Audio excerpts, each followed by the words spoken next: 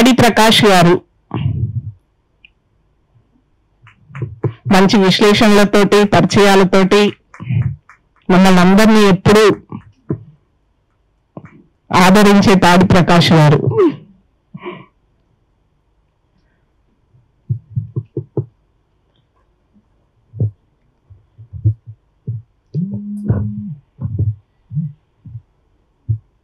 మహమ్మద్ కబీర్ బాబు గారు. కబీర్ బాబు సార్ వచ్చారా?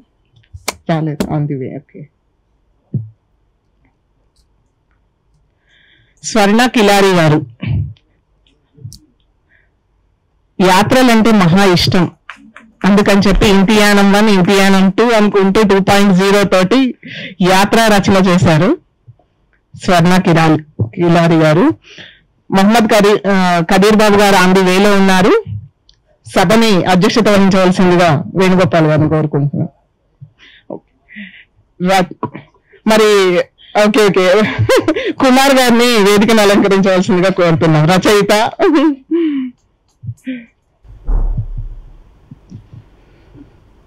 అందరికీ నమస్కారం.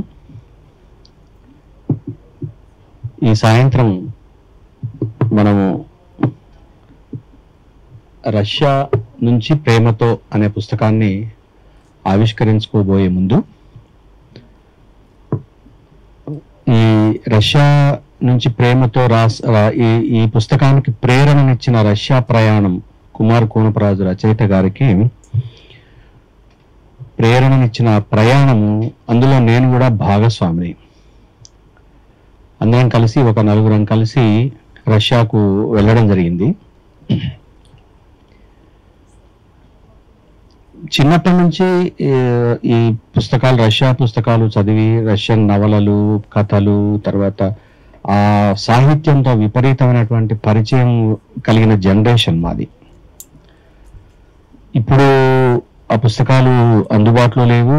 అసలు అవి ఎక్కడన్నా కనపడి పాత పుస్తకం ఏదన్నా కొందామంటే కూడా విపరీతమైనటువంటి ఖరీదు. అప్పుడు ఏది ₹2కి ₹1.5 నుంచి నేను చూశాను, పావలా నుంచి చూశాను. పావలా నుంచి దాదాపు ₹10 అంతే, మ్యాక్సిమం అంటే ₹15-20, అంతకు మించి ఉండేవి కాదు ఆ పుస్తకాలు. అద్భుతమైన బౌండింగు, అద్భుతమైనటువంటి బైండింగు, తర్వాత చక్కటి ముద్రణ, ఎక్కడ కూడా దోషాలు ఉండేవి కాదు. ఎంత చక్కగా ఉండేవి ఆ పుస్తకాలు. ఆ పుస్తకాలు మేము చదువుతూ ఉన్నప్పుడు రష్యన్ సంస్కృతి ఎలా ఉండేది, రష్యాలో అసలు వాతావరణం ఎలా ఉండేది, మనుషులు ఎలా ఉండేవాళ్ళు, ఇవన్నీ కూడా ఒక రకంగా తెలుగు వాళ్ళు బెంగాలీలతో మమేకమైనట్లు తెలుగు వాళ్ళు రష్యన్ సమాజంతో కూడా అలాగే మమేకమైనటువంటి ఒక అద్భుతమైనటువంటి తరం అది. ఆ తరం నుంచి వచ్చిన వాళ్ళకి రష్యా అంటే ఒక కళ, ఒక అద్భుతమైన కళ, అదొక సుందరమైనటువంటి ఒక కళ. అలా మన భారతదేశం ఎప్పుడవుతుందో, ఎలా కావాలనో, దానికి ఎలాంటి పనులు చేస్తే, ఎంత అద్భుతమైనటువంటి ప్రణాళికలు వేసుకుంటే మనం రష్యాలాగా అవుతామో అని విపరీతంగా కలలు కంటూ పనులు చేసుకుంటూ వచ్చాము ఆ రోజుల్లో. అలా కళ గండమే కాదు, మనం ఒకసారి వెళ్ళి చూసి రావాలి అని ఒక ప్రపోజల్ అరణ్యకృష్ణ అనే మిత్రుడు పెడితే సరే వెళ్దామని చెప్పేసి అన్ని ఆ ప్రయాణానికి సంబంధించినటువంటి ఏర్పాట్లన్నీ కూడా ఆయనే చూశారు. మేము జస్ట్ డబ్బులు ఇచ్చాము అంతే, పాస్పోర్ట్లు ఇచ్చాము, ఆయనే మొత్తం అది చూశారు. రష్యాలో మేము కాలు పెట్టంగానే మాకు అసలు అర్థం కాలేదు ఫస్ట్ ఆఫ్ ఆల్. ఎందుకంటే ఇంగ్లీష్ రాదు అక్కడ. దిగిన తర్వాత మేము ఎయిర్పోర్ట్ నుంచి బయటకు వచ్చినప్పటి నుంచి ఎక్కడ కూడా ఇంగ్లీష్ మాట్లాడేవాళ్ళు లేరు, అంతా రష్యన్ భాషనే మాట్లాడతారు. మేము ఏదైనా కన్వే చేయాలంటే కూడా మూగా సైకిల్ తప్ప వేరే ఏం లేవు, సైకిల్ చెప్తుండాలి అంతే, ఇట్లా ఇట్లా ఇట్లా అంటుంటే వాడు ఒక డ్రైవరు. మేము ట్రావెలింగ్ దానికి సంబంధించిన ఒక ఏజెన్సీతో ఒప్పందం కాబట్టి వాళ్ళు తీసుకొచ్చి ఒక హోటల్ దగ్గరికి తీసుకెళ్ళారు. ఆ కార్లో కూర్చున్నప్పటి నుంచి మాకు అన్ని కళ్ళు కూడా ఎక్కడెక్కడ పోపులార్ చెట్లు కనపడతాయి, ఎక్కడెక్కడ గడ్డి మైదానాలు, స్టెప్ మైదానాలు కనపడతాయి, ఎక్కడెక్కడ మనుషులు, మేము చదివిన మనుషులు కనపడతారు. ఇదే ఇలా మేము కార్లో అక్కడికి వెళ్ళిన తర్వాత పోగానే దాదాపు సాయంత్రం 4 గంటలు ఏమో అయింది. పోగానే అక్కడ గైడ్ రెడీగా ఉంది. ఇప్పుడు మేము 4 గంటలైంది, ఇంకొక 5-6 గంటలకు చీకటి పడిపోద్ది కదా, ఇప్పుడు మేమేం చూస్తాము అనుకుంటే, ఆమె లేదు లేదు మీరు వెళ్ళి ఫ్రెష్ అప్ అయిపోయి వచ్చేసేయండి, ఒక హాఫ్ అన్ అవర్ టైం అని చెప్పింది ఆవిడ. మేము ఆ విధంగానే చేసాము. మెట్రోలో తీసుకెళ్ళింది. చక్కగా ఎక్కడ తీసుకెళ్ళింది, పుష్కిన్ స్క్వేర్ అని మనం చాలాసార్లు విని ఉంటాం. మాస్కోలో పుష్కిన్ స్క్వేర్ దగ్గరికి తీసుకెళ్లారు. అక్కడ పెద్ద పుష్కిన్ విగ్రహం ఉంది, చాలా పెద్ద విగ్రహం.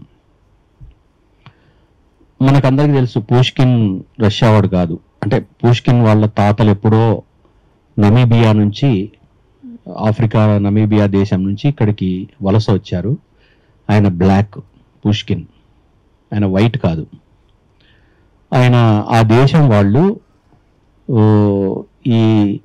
ఇక్కడికి వచ్చి ఇక్కడ సేవ చేసినందుకు గాను పుష్కిన్ విగ్రహాన్ని మళ్ళీ మాకు ఇవ్వండి, మా దేశానికి ఇవ్వండి అని అంటే, సరే రష్యా ప్రభుత్వం ఒప్పుకుంది. ఆ పుష్కిన్ విగ్రహాన్ని మళ్ళీ తరలించి నమీబియాకి తీసుకెళ్ళడానికి అన్ని ఏర్పాట్లు జరుగుతున్నటువంటి టైం అది.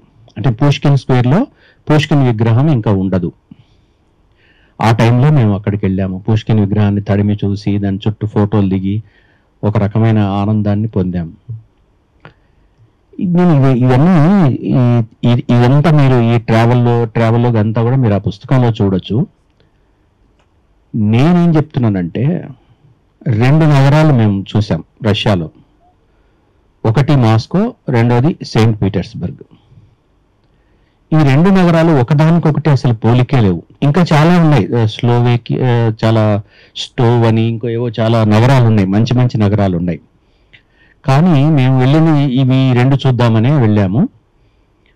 మాస్కో చూసిన తర్వాత, సెయింట్ పీటర్స్బర్గ్ చూసిన తర్వాత, 2 వేరు నగరాలు అవి. అసలు ఒకదానికొకటి పోలికే లేదు. మనం రష్యా అంటే ఏమో పెద్ద దేశము, ఒకే రకమైనటువంటి సోషలిస్టు వ్యవస్థ ఉన్నటువంటి దేశము, మనుషులు తర్వాత అన్ని రకాలు, అంటే మేము ఏమనుకున్నామంటే ఒకే రకంగా ఉంటారు, ఇట్లా పోతబోసినట్టు ఇట్లా ఏదో అనుకునేవాళ్ళం. కానీ అక్కడికి పోయిన తర్వాత ఆ నగర నిర్మాణం కూడా వేరువేరుగానే ఉంది. మాస్కో మొత్తం క్రిస్టియానిటీకి సంబంధించినటువంటి కట్టడాలు, ఒక డామినేషన్, క్రిస్టియన్ నాగరికతకు సంబంధించినటువంటి ఒక డామినేషన్ మాస్కోలో కనపడుతుంది మీకు. ఎక్కడికి వెళ్ళినా కూడా మీకు బైజాంటిన్ కట్టడాలు. మనకు ఎక్కడ రష్యా కనపడినా కూడా సెయింట్ బాసిల్లస్, ఆ పుస్తకం మీద కనపడుతుంది కదా, సెయింట్ బాసిల్లస్ చర్చి.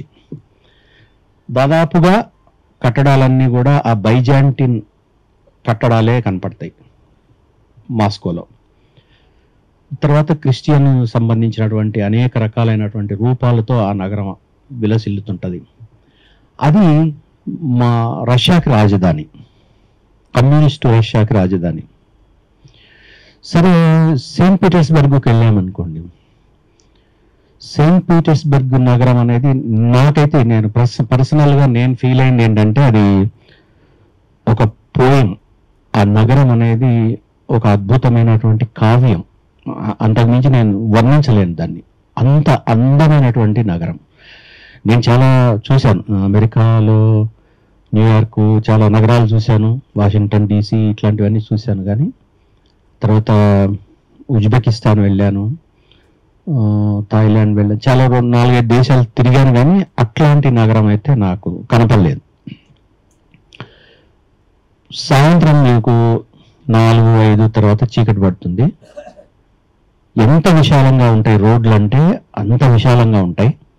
అంటే ఇప్పుడు మనం ఎప్పుడో అక్కడ జూబ్లీ హిల్స్ పోతే 100 ఫీట్ రోడ్ 100 ఫీట్ రోడ్ అంటుంటారు. ఆ 100 ఫీట్ రోడ్లో ఒక 4-5 కలిస్తే గానీ ఆ ఒక రోడ్డు కాదు అక్కడ. ఆ 100 ఫీట్ ఆ రోడ్డు చీకటి పడుతూ ఉంటే లైట్లు వరుసగా వెలుగుతాయి, మంచు పడుతూ ఉంటది, సన్న మంచు పడుతుంటే సన్న మంచు వెలుగులో ఆ లైట్లు, ఆ విశాలమైన రోడ్లు చూస్తే మీకు తెలియకుండానే కవిత్వం వచ్చేస్తుంది. అంత అందంగా ఉంటది ఆ నగరం. ఆ నగర నిర్మాణం దాదాపు 1709లోనే ఎప్పుడో స్టార్ట్ అయింది.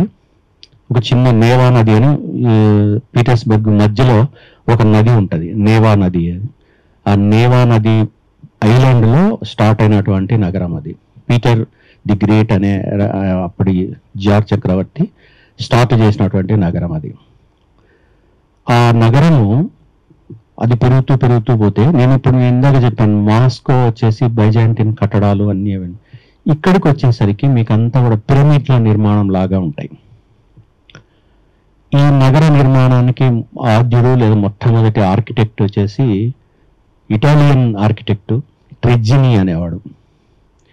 ఈ ట్రెజ్జిని యాక్చువల్గా ఇటలీ రోమ్ నగర నిర్మాణంలో కూడా పాల్పంచుకున్నాడు.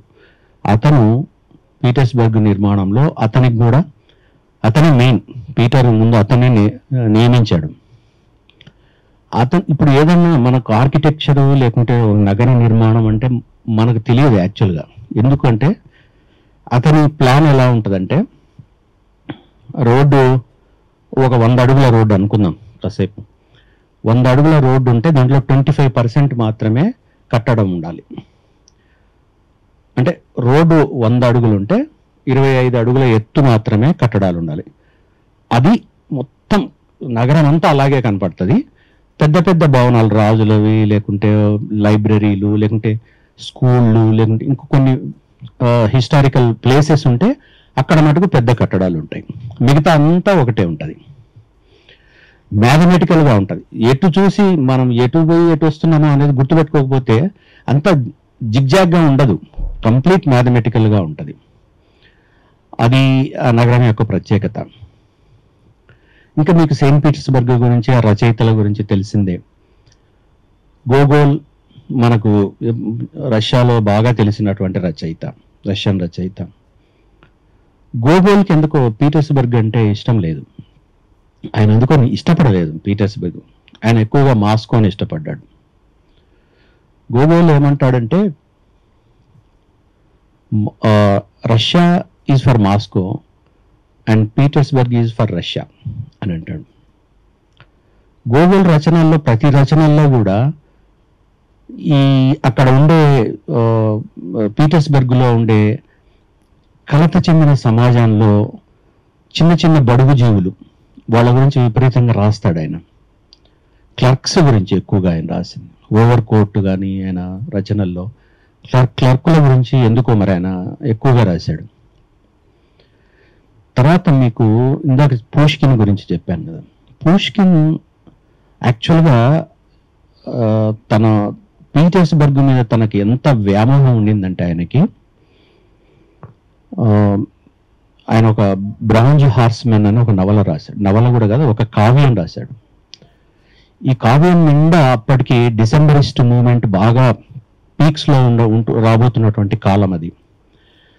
అది ఒకసారి రాసి దాన్ని చింపేసి మళ్ళీ సెన్సార్ చేస్తున్నారని తెలుసుకొని మళ్ళీ బ్రాంజ్ హార్స్మెన్ రాసి, అది ఎంత అంటే మనం అది చదివితే ఎట్లా ఉంటుందంటే ఒక చిన్న లవ్ స్టోరీ అంతే. ఒక చిన్న క్లర్క్ ఉంటాడు, వాడు ఒక రాజకుమారి, ఒక మహల్లో రాజకుమారిని ప్రేమిస్తాడు. ఈ క్లర్క్ ఆ రాజకుమారి యొక్క మధ్యలో ఉన్నటువంటి ప్రేమను వర్ణిస్తుంటాడు కావ్యం నిండా. చివరిలో ఏంటంటే ఈ క్లర్క్ నేవా నదికి వరదలు వస్తాయి, విపరీతంగా వరదలు వస్తాయి. ఆ వరదల్లో ఆయన ఈదుకుంటూ అలా అలా వెళ్ళి ఆ రాజకుమారి ఉన్నటువంటి మెట్ల దగ్గర చనిపోతాడు. ఆమె కూడా వచ్చి అతన్ని చూసి ఆ మెట్ల మీద పడి ఆమె చనిపోతుంది. ఇది స్టోరీ, ఇది మామూలు స్టోరీ. కానీ అసలు ఆ కావ్యం చదివితే ఎన్ని రకాలైనటువంటి అర్థాలైనా తీసుకోవచ్చు, అట్లా ఉంటుంది అది. అందుకే అది నిలబడిపోయింది అలా రష్యన్ సాహిత్యంలో, పుష్కిన్ రాసినటువంటి కావ్యం. సరే, ఆయన పోయిమ్స్ గురించి అవన్నీ మీకు తెలుసు. ఇది నేను చదివాను కాబట్టి చెప్తున్నాను. తర్వాత మీకు ఇంకొక రష్యన్ అంటే పీటర్స్బర్గ్ను బాగా ప్రేమించి బాగా అదే లోకంగా బతికిన రచయిత దోస్తోవ్స్కీ. దోస్తోవ్స్కీ కూడా తన ప్రతి రచనలో కూడా పీటర్స్బర్గ్లోనే ఉంటుంది తన కథ. చాలా కథలు, ఏ నవల తీసుకున్నా ఏది తీసుకున్నా కూడా అసలు మనం ఒక్కొక్క రచన చదువుతుంటే, దోస్తోవ్స్కీ రచనలో మనం అలా వెళ్ళి లోపలికి ఆయన కథలోకి వెళ్ళి చదువుతూ ఉంటే మనం పీటర్స్బర్గ్ లో ఉన్నట్టే ఒకవేళ మనం ఎప్పుడన్నా రష్యా వెళ్ళి అలా పీటర్స్బర్గ్ చూసి వస్తే మనం చదువుతూ ఉంటే ఆ దాంట్లోకి వెళ్ళిపోతాం నగరంలోకి. అంత అద్భుతంగా ఆయన ఏం చెప్పడు. గమ్మత్ ఏంటంటే దోస్తోవ్స్కీ ఎక్కడా కూడా పీటర్స్బర్గ్ గురించి ఎక్కడ చెప్పడు. ఒక నగరం ఆ పీటర్స్బర్గ్ గురించి చెప్తాడు, పలానా ప్లేస్ అని చెప్తాడు అంతే. మనకి ఆ పీటర్స్బర్గ్ గురించి వెళ్ళి వచ్చిన వాళ్ళకి అది తెలిసిపోతుంటది. అరే మనం అక్కడ బోల్షోయ్ థియేటర్ దగ్గరికి మనం అక్కడ పోయాం కదా, ఇక్కడ ఈ విగ్రహం, ఇవన్నీ మనకి ఎందుకంటే మనకు హిస్టరీ పట్ల ఎంత ప్రాముఖ్యత ఉందో మనకు తెలుసు. మనకి ఇక్కడ ఏదో సినిమాలో డైలాగ్ ఉంది చూడు, చరిత్ర ఏముందిరా చింపేస్తే చిరిగిపోతుంది అంటాడు బ్రహ్మానందం ఒక సినిమాలో. అట్లా ఇక్కడ చరిత్ర పట్ల ఏమి ఉండదు. కానీ మీకు ఈ హిస్టారికల్ నగరాలు కింద చూస్తే ఎక్కడ ఏది ఉన్నా కూడా అక్కడి నుంచి అది తీయడానికి ఆ ప్రజల ససేమిరా ఒప్పుకోరు. అది అలాగే ఉండాలి, ఎందుకంటే అది హిస్టరీ. ఆ హిస్టరీని ఎట్టి పరిస్థితుల్లో కూడా తీయడానికి ఒప్పుకోరు. ఇప్పటికీ మాస్కోలో బోల్షోయ్ థియేటర్ దగ్గరికి పోయి మేము చూసినప్పుడు, ఎప్పుడో మేము విన్నప్పుడు చూసినప్పుడు ఎలా ఉండిందో, అంటే విన్నప్పుడు చదివినప్పుడు ఎలా ఉండిందో ఇప్పుడు కూడా అలాగే మనకు అట్లా కళ్ళ కట్టడికి అట్లా కనపడుతుంటది. అంతెందుకు ఇప్పుడు సెయింట్ బాసిల్లస్ చర్చి, ఇది ఎప్పటి నుంచి ఉంది, ఎప్పుడు ఈ పుస్తకాలలో ఎప్పటి నుంచి ఉంది, ఇప్పుడు కూడా అలాగే ఉంటుంది. మనం వెళ్ళి చూసినప్పుడు రెడ్ స్క్వేర్ లో నిలబడితే, రెడ్ స్క్వేర్ అంటే మాకు అప్పుడెప్పుడో కథల్లో చదివినలాగా రెడ్ స్క్వేర్ అంటే ఇట్లా ఉంటది అని, సేమ్ అలాగే ఉంది, ఎక్కడ కూడా మార్పు లేదు. అలా ఇంకా మేము మాస్కో నుంచి పీటర్స్బర్గ్కి ట్రైన్లో వెళ్ళాం. ట్రైన్ అంటే స్పీడ్ ట్రైన్, కంప్లీట్ పోపులార్ చెట్ల మధ్యనే వెళ్తుంది. అది చిన్న చిన్న నగరాలు, చిన్న చిన్న డిస్టర్బ్డ్ ప్రాంతాలు అవి తప్ప మొత్తం కంప్లీట్గా చెట్ల మధ్య స్టెప్ గడ్డి మైదానాల మధ్య వెళ్తుంది. దాదాపుగా మనం ఆ పుస్తకాలలో వర్ణనల్లో అలా ప్రయాణించినట్లే ఉంటుంది. ఇది స్థూలంగా నేను గమనించినటువంటి రష్యా. ఇందులో మాకు కొన్ని అనుభవాలు ఏంటంటే, ఒకటి, రష్యాను మేము ఊహించుకున్నట్లుగా లేదు. నంబర్ 1 అంటే మేము ఏదో సోషలిస్ట్ దేశము అలా ఉంటుంది ఇలా ఉంటుంది అది ఏం లేదు. ఆల్మోస్ట్ పెట్టుబడిదారి ఇవన్నీ వచ్చేసినాయి కంప్లీట్గా. పీటర్స్బర్గ్లో అప్పటి రచయితలు వర్ణించిన నెవాస్కీ ప్రాస్పెక్ట్ అనేది గోగోల్కు చాలా ఇష్టమైన, చాలా ఆయన ఎన్ని కథలో ఆయన అక్కడి నుంచి ఆ నెవాస్కీ ప్రాస్పెక్ట్ అనే ప్రాంతం నుంచే రాశాడు. అదొక కథలో అదొక పాత్ర ఆయన కథల్లో. నెవాస్కీ ప్రాస్పెక్ట్ అంటే ఒక బజారు, మన అబిడ్స్ లాగా. ఆ ప్రాస్పెక్ట్కు వెళ్ళి చూసాం. అది మేము కథల్లో చదివినట్టు లేదు, అయిపోయింది అంత మొత్తం కూడా కంప్లీట్ క్యాపిటలిస్ట్ మాల్స్, తర్వాత రకరకాలైనటువంటి ఇవి వచ్చేసినాయి. ఒకటేంటంటే అక్కడక్కడ ఎక్కడన్నా గుర్రబగ్గీలు కనపడతాయేమో అని చూసాం. ఎందుకంటే ప్రతి నవలలో కూడా మనకు ఆ విశాలమైన రోడ్లలో సాయంత్రం పూట నిశ్శబ్దం, మనుషులు ఉండరు, ఎక్కువ జనాభా ఉన్న ప్రాంతం కాదు, చలి, విపరీతమైనటువంటి చలి. మేము పీటర్స్బర్గ్లో ఉన్నప్పుడు 2 degrees ఉంది. మే 15th ఆ ప్రాంతంలో పోయినాం. మే 9th మేము మన మాస్కోలోనే ఉన్నాం. మే 15th టైంలో పోయినప్పుడు 2 degrees ఉంది సెంటిగ్రేడ్. ఇంకా వైట్ నైట్స్ గురించి ఇంకా చెప్పనక్కర్లేదు. మేము పొద్దున్న సాయంత్రం అవుతుందా అంటే 6, 7, 8 పొద్దుకట్లేదు, సూర్యుడు ఉన్నాడు. 9, 10 అయింది, చిన్నగా వైట్గా ఉంది అంతే. 9, 10 అయింది, ఇంకా పండుకునే టైం అయింది. సరే భోజనం చేసి అట్లా ఇట్లా తిరిగి వచ్చి పడుకొని ఎప్పుడో 3 గంటలకు ఎందుకో మెలకు వచ్చి చూస్తే అట్లాగే వైట్గా ఉంది. అంటే డాన్ అంటాం చూడు మనం, పొద్దున సూర్యుడు ఉదయించక ముందు ఎలా ఉంటుంది అట్లనే ఉంది. ఎప్పుడు చీకటి పడిందో తెలియదు, అలాగే ఉంది. 10, 9, 3, 4, 5 తర్వాత కూడా అలాగే ఉంటుంది.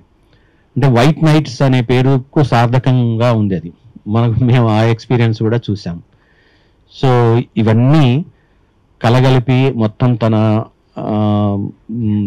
తన జ్ఞాపకాలన్నీ ఏమేమైతే మేము తిరిగామో ఆ జ్ఞాపకాలన్నీ కూడా కూర్చి ఒక పుస్తకంగా వేసినటువంటి కుమార్ గారిని అభినందిస్తూ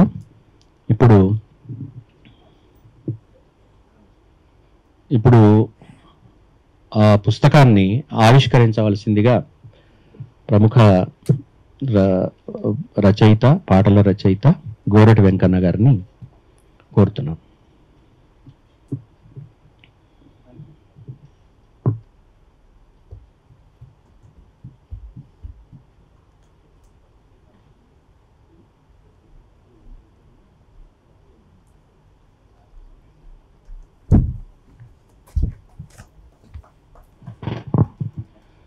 చంద్రశేఖర్ ఆజాద్ గారిని వేదిక మీదకి రావాల్సిందిగా కోరుతున్నాం. అలాగే ప్రసాదమూర్తి గారిని వేదిక మీదకి రావాల్సిందిగా కోరుతున్నాం.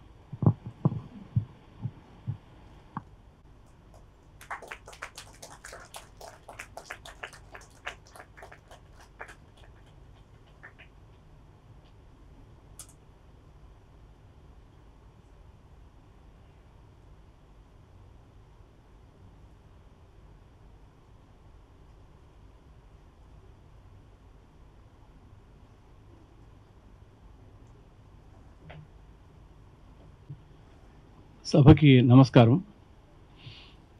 మిత్రుడు కోనపరాజు కుమార్ గారికి జన్మదిన శుభాకాంక్షలు.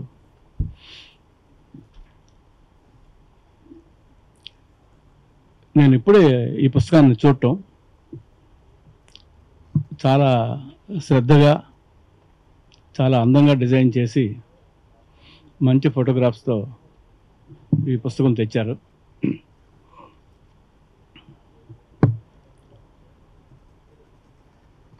రష్యా అంటే మామూలు పూనకం కాదు, ఒక వెర్రిగా ఉండేది. మాది పూర్తిగా కమ్యూనిస్టు కుటుంబం అవటం వల్ల కూడా ఏలూరులో, పశ్చిమ గోదావరి జిల్లా ఏలూరులో 1940s నాటికే మా నాన్న పాపులర్ కమ్యూనిస్ట్ నాయకుడు అవటం వల్ల, ఆయన కొంచెం బాగా చదువుకున్నవాడు అవటం వల్ల, మంచి ఉపన్యాసకుడు, వక్త అవ్వడం వల్ల ఆయన రష్యా గురించి కంటిన్యూస్గా చెప్తూనే ఉండేవాడు. అంటే ఆ గ్రేట్ రష్యన్ డ్రీమ్ని ఆయన మా కళ్ళ ముందు ఆవిష్కరించేవాడు. అప్పుడు ఆ వెర్రి, ఆ ఊపు ఎలా ఉండేదంటే 1945 రెండో ప్రపంచ యుద్ధాన్ని రష్యా గెలిచింది. అది మామూలు విక్టరీ కాదు, హిట్లర్ మీద గెలవటం, పైగా ఫైనల్గా హిట్లర్ ఆత్మహత్య చేసుకోవటం, ప్రపంచ రక్షకుడిగా స్టాలిన్ ఒక మహాపురుషుడిగా, ఒక అవతార పురుషుడిగా హారతలు అందుకుంటున్న టైం అది. ప్రపంచాన్ని ఊపేసిన కాలం అది. ఆ కాలంలో బతికిన మా ఫాదర్ లాంటి వాళ్ళు, కమ్యూనిస్ట్ నాయకులు, కాస్త చదువుకున్న వాళ్ళు రష్యా అంటే గొప్ప ప్రేమతో మాట్లాడేవారు. రష్యా టెక్నాలజికల్ అడ్వాన్స్మెంట్ వాటి గురించి మా నాన్న ఎలా చెప్పేవాడు అంటే, ఏమీ లేదు బాబు, పందులు ఒక పక్క నుంచి ఇలా వెళుతూ ఉంటే పెద్ద పెద్ద పందులన్నీ ఇంకో పక్క నుంచి ప్యాకెట్స్ పడిపోతూ ఉండే అనమాట అని చెప్పేవాడు. అది కరెక్టో కాదో అప్పుడు తెలియదు, కానీ అంత అడ్వాన్స్ కంట్రీ అది, అంత గొప్పగా ఉంది. మనం చెప్పే ఆకలి కన్నీళ్ళు లేని సమాజాన్ని వాళ్ళు తెచ్చారు అలా చెప్పేవాడు. అది చాలా చిన్నవాడు, అంటే 12 ఏళ్ళు 13 ఏళ్ళు అప్పుడు పడిన ఇంప్రెషను. తర్వాత ఇంట్లో ఉండే పుస్తకాలు కూడా, మొదటి పుస్తకం జెమిలియా, రెండోది ఐలీత. ఇక్కడ ఎక్కువ మంది రచయితలు, కవులు ఉన్నారు కనుక తెలిసే ఉంటుంది. అది సైన్స్ ఫిక్షన్ నవల. నేను చదివిన మొదటి సైన్స్ ఫిక్షన్ నవల. 50 ఏళ్ళు అయిందేమో చదివి. మాస్కోలో ఒక దిక్కుమాలిన వీధిలో ఒక పిచ్చి కార్ఖానా ఉంటుంది. ఆ కార్ఖానాలో ఒక ర్యాకెట్ ఉంటుంది. నోస్ గూసెవ్ అనే ఇద్దరు ఫ్రెండ్స్, వర్కర్స్ లాంటి వాళ్ళు, పెద్ద డ్రీమర్స్, వాళ్ళిద్దరూ దానికి మేకులు అవి కొట్టి అది ఎలక్ట్రిక్ వైర్లు పెట్టి ఏదో బిగించి ఏదో చేసి ఇద్దరు ఆ రాకెట్ ఎక్కి స్టార్ట్ చేస్తారు. చేస్తే అది కుదుపులతో అయ్యి పేలిపోయి ఏదో గంగ మొత్తాన్ని గురుగ్రహం వెళ్ళిపోతుంది. అది ఆ లోస్ గూసేవ్ అనే మిత్రులిద్దరూ గురుగ్రహం మీద దిగుతారు.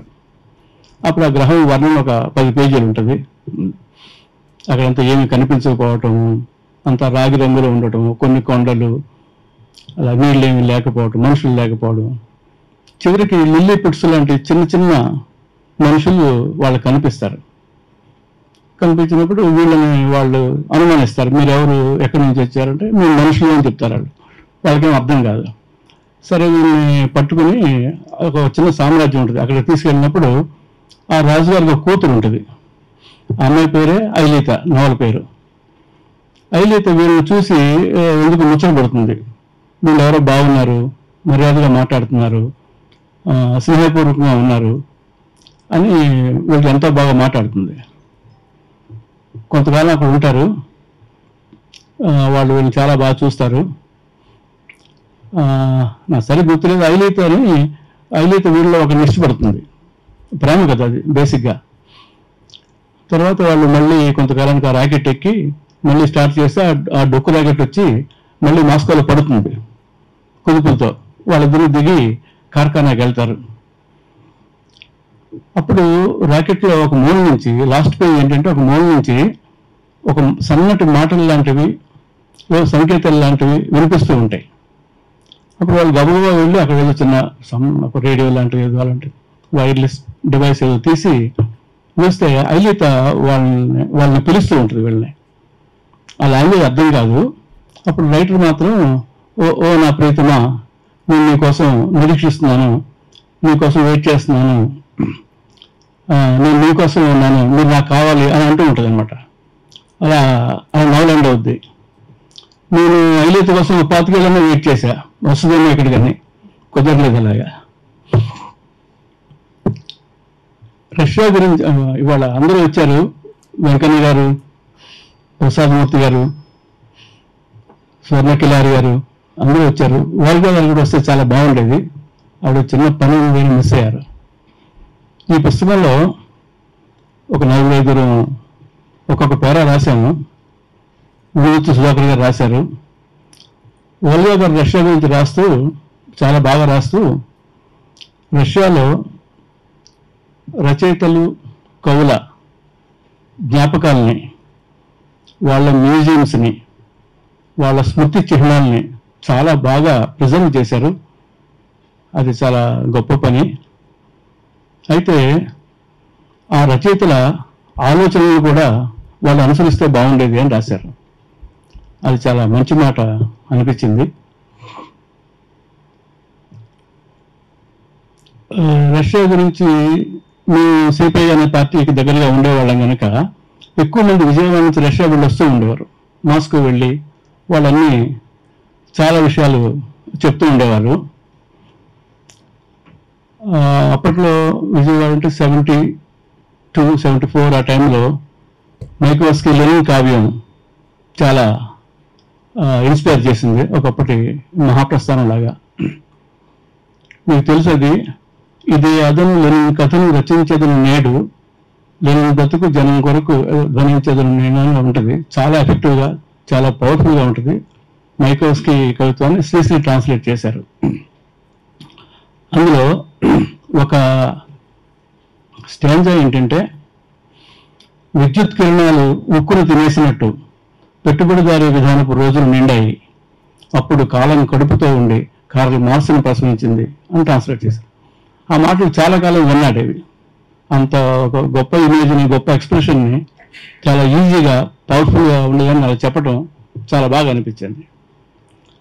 అయితే అలాంటి రష్యా, అమెరికాని ఛాలెంజ్ చేసిన రష్యా ఒక 34 ఏళ్ల క్రితం కూలిపోయినప్పుడు 1991లో ఆ డ్రీమ్ షాటర్ అయినప్పుడు చాలామంది లాగే మేమంతా కూడా కూలిపోయాం. రష్యా ఇచ్చిన చైతన్యం కానీ ఆదర్శం కానీ ప్రతి ఒక్కరు రష్యా అంటే ఒక లెనిన్ ఒక స్టాలిన్ అనే కాకుండా ఇతర గొప్ప నాయకులు వాళ్ళందరి గురించి బాగా చదువుకోవడం, రష్యన్ సినిమాలు చూడటం, ఆ వెర్రి విపరీతంగా ఉండేది. అది నిజంగా బతికించింది. అది దాన్ని కైండ్ స్వర్ణయుగం అని కూడా చెప్పుకోవచ్చు. అయితే సీరియస్ విషయాల కంటే కూడా జర్నలిస్ట్ మనకు రష్యా మీద వచ్చిన వాళ్ళందరూ కొన్ని జోకులు చెప్పేవారు. అవి ఎలా ఉంటాయంటే, రష్యన్ అశ్విక దళ కమాండర్ ఇన్ చీఫ్ జర్జిన్స్కీ అని ఒక ఆయన ఉండేవాడు. సెకండ్ వరల్డ్ వార్లో మేజర్ రోల్ ప్లే చేసిన ఆయన. మాస్కో రెడ్ స్క్వేర్ దగ్గరలో ఆయన పెద్ద శిల్పం ఉంటుంది. ఒక పెద్ద పెడస్టల్ మీద అలా నించుని ఉంటాడు, ఒక మహావీరుడు. జోక్ ఏంటంటే, జోక్ మాత్రమే. ప్రధానమంత్రి కొసిగిన్ మార్నింగ్ వాక్ వెళ్ళి రెడ్ స్క్వేర్లోంచి జడ్జెస్కి విగ్రహం దగ్గర నడిచి వెళుతూ ఉంటాడు. వెళుతూ ఉంటే కొసిగిన్ అని వినిపిస్తుంది. ఆయన అటు ఇటు చూసి ఇక్కడ ఎవరు లేరు కదా, నన్ను పిలుస్తున్నారని మళ్ళీ వెళ్ళిపోతుంటాడు. మళ్ళీ కొసిగిన్ అని వినిపిస్తుంది. అరే జడ్జెస్కి మాట్లాడుతున్నాడని గమనించి ఆయన ప్రైమ్ మినిస్టర్ దగ్గరికి వెళ్ళి, కామ్రేడ్ జడ్జెస్కి ఏమిటి అంటాడు. ఇంత గొప్ప గుర్రపు అశ్విదళ కమాండర్ని నా గుర్రం లేకుండా నడి రోడ్డు మీద నిల్చోబెడతారా అని అంటాడు. అంటే ఆయన ఆశ్చర్యపోతాడు, శిల్పం మాట్లాడడం ఏంటని. అప్పటికి బ్రెజ్నెవ్ ప్రెసిడెంట్గా ఉంటాడు. గబగబా వెళ్ళి, కామ్రేడ్ లీనిడ్ బ్రెజ్నెవ్ జడ్జెస్కి మాట్లాడుతున్నారు అంటే, నీకేమైనా పిచ్చా నీకేమన్నా అంటాడు. కాదు మీరు రండి అని తీసుకొస్తాడు బ్రెజ్నెవ్ని. అప్పుడు జడ్జెస్కి చూసి అంటాడు, గుర్రాన్ని తెమ్మంటే గాలి మీద ఇచ్చామేమన్నాయి. ఇలాంటి జోకులు చాలామంది చెప్పేవారు. అలాగే రష్యా బాగా చల్లని ఫ్రీజింగ్ కోల్డ్ ఉండే దేశం కనుక తాగటం అనేది చాలా కామన్. ఆడవాళ్ళు మగవాళ్ళు కూడా అది అసలు తాగుబోతు దేశం అని చెప్తారు. విపరీతంగా తాగుతారు. వోడ్కాలు అనేక రకాలు ఉంటాయి. దాని మీద జోక్ ఏంటంటే, సముద్రానికి దగ్గరలో ఉండే ఒక రష్యన్ సముద్రం ముందు కూర్చొని భగవంతుడి కోసం వాడు ఒక ఘోరంగా తపస్సు చేస్తాడు. కొంతకాలానికి భగవంతుడు ప్రత్యక్షం అవుతాడు. నేను చాలా పనులు ఉన్నాను, నేను చాలా లోకాలు తిరగాలి, నువ్వు తపస్సు చేసేవాని ఘోరంగా నీకు 3 కోరికలు ఇస్తున్నాను, వెంటనే కోరుకో, నేను వెళ్ళిపోవాలి అంటాడు. అంటే వాడు రష్యన్ అంటాడు, నా ఇంటి చుట్టూ పెద్ద కొలను ఉంది, ఆ కొలనంతా వోడ్కాగా మారిపోవాలి అంటాడు. మారిపోయింది అంటాడు. 1 నిమిషం వెయిట్ చేయని వెళ్ళి కొలంలో మీరు టెస్ట్ చేస్తే వోడ్కా అవుతుంది. వెంటనే చెప్పు అర్జెంటుగా, ఇంకో కోరిక అంటే చెప్పు అంటే, ఈ సముద్రం కూడా వోడ్కా అయిపోవాలి అంటాడు. అంటే సముద్రం కూడా వోడ్కా అయిపోద్ది. తాగి చూస్తాడు. ఇక వెళ్తాను అంటే, 3వ కోరిక కోరుకొని వెళ్ళిపోవాలి, నువ్వు టైం వేస్ట్ చేస్తున్నావు అంటాడు. వాడికి 3వ కోరిక ఏం కోరుకోవాలో తెలియదు. కంగారు పడి, ఒక వోడ్కా చేసేస్తావా అని అడుగుతాడు. అంత డ్రంకర్డ్స్ అని వాళ్ళ మీద జోక్ అది. నేను జర్నలిస్ట్గా ఉన్నప్పుడు వాస్తవమే కానీ బ్రెజ్నెవ్కి హెల్త్ బాగుండలేదు. మాస్కోలో ఏ విషయం చెప్పేవారు కాదు. ఈ ఫారిన్ కరస్పాండెంట్స్ అంతా క్రెమ్లిన్కి వెళ్ళి కమ్యూనిస్ట్ పార్టీ అఫీషియల్స్ని, బ్రెజ్నెవ్ ఆఫీస్ రావట్లేదు చాలా రోజుల నుంచి, ఎలా ఉంది, ఆల్ పవర్ఫుల్ మ్యాన్ ఎలా ఉన్నాడు అంటే, హీ సఫరింగ్ విత్ కోల్డ్ అని చెప్తారు. 15 రోజులు అవుతుంది, అయినా బ్రెజ్నెవ్ ఆఫీస్కి రాడు, ఎక్కడ మాట్లాడు, ప్రసంగాలు ఏమి ఉండవు. అంటే వాళ్ళు మళ్ళీ అడుగుతారు విలేకరులు వచ్చి, అయితే చెప్పాం కదా he suffering with serious cold అని చెప్తారు. తర్వాత 10 రోజులకు బ్రెజ్నెవ్ చనిపోయాడు. చనిపోయినప్పుడు అమెరికన్ టైమ్ మ్యాగజైన్ ఉంటుంది, చాలా పాపులర్ టైమ్ మ్యాగజైన్, వాళ్ళ వార్త ఇస్తూ హెడ్డింగ్ ఏం పెట్టారంటే, comrade Brezhnev died with historic cold అని పెట్టారు. అలాగా రష్యా గురించి చాలా విషయాలు ఉన్నాయి చెప్పుకోవడానికి. ఇలాంటి ఒక చాలా జోకుల వరకు చాలా చెప్పుకోవచ్చు. అయితే వీళ్ళ రష్యన్ టూర్కి వెళ్ళిన తర్వాత కుమార్ గారు వీళ్ళు చాలా ఎగ్జైటింగ్గా చెప్పింది ఏంటంటే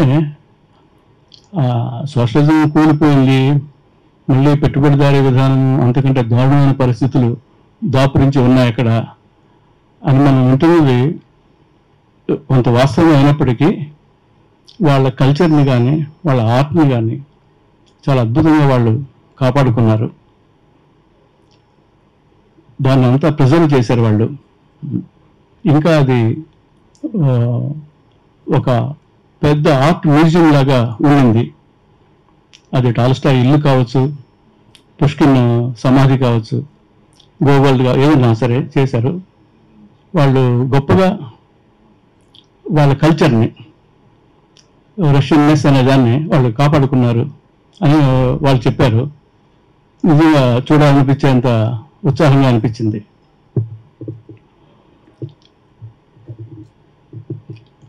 ఇవి కాకుండా కుమార్ గారు గత కొన్నేళ్లుగా డాస్టోవ్స్కీ బుక్స్ ట్రాన్స్లేట్ చేయించారు.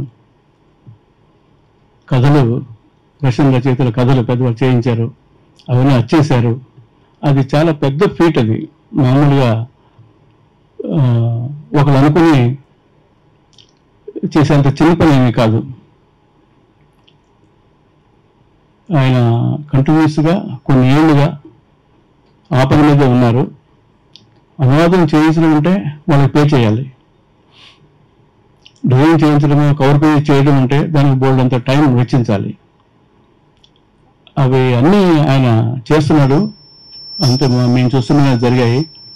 అది నాకు చాలా బాగా అనిపించింది. అంటే ఎంతో కమిట్మెంటు, ఎంతో ప్రేమ ఉంటే కానీ అలా చేయలేము. అలాగా రష్యన్ సాహిత్యంలో తెలుగులోకి ట్రాన్స్లేట్ కానివి కొన్ని వందల కథలు, వందల నవల్లో ఉన్నాయి. చాలా గొప్పవి, టాప్ క్లాస్ నవల్లో ఉన్నాయి. అవన్నీ కూడా మ్యాక్సిమం చేద్దామని ఆయన ప్రయత్నిస్తున్నారు. ఈ ప్రయత్నంలో ఆయన సక్సెస్ కావాలని, ఆయన ఇంతే మందిగా, ఇంతే వెర్రిగా ఈ ట్రాన్స్లేషన్ అండ్ పబ్లికేషన్ కంటిన్యూ చేయాలని కోరుకుంటూ సెలవు తీసుకుంటున్నాను. థ్యాంక్ యూ ప్రకాష్ గారు.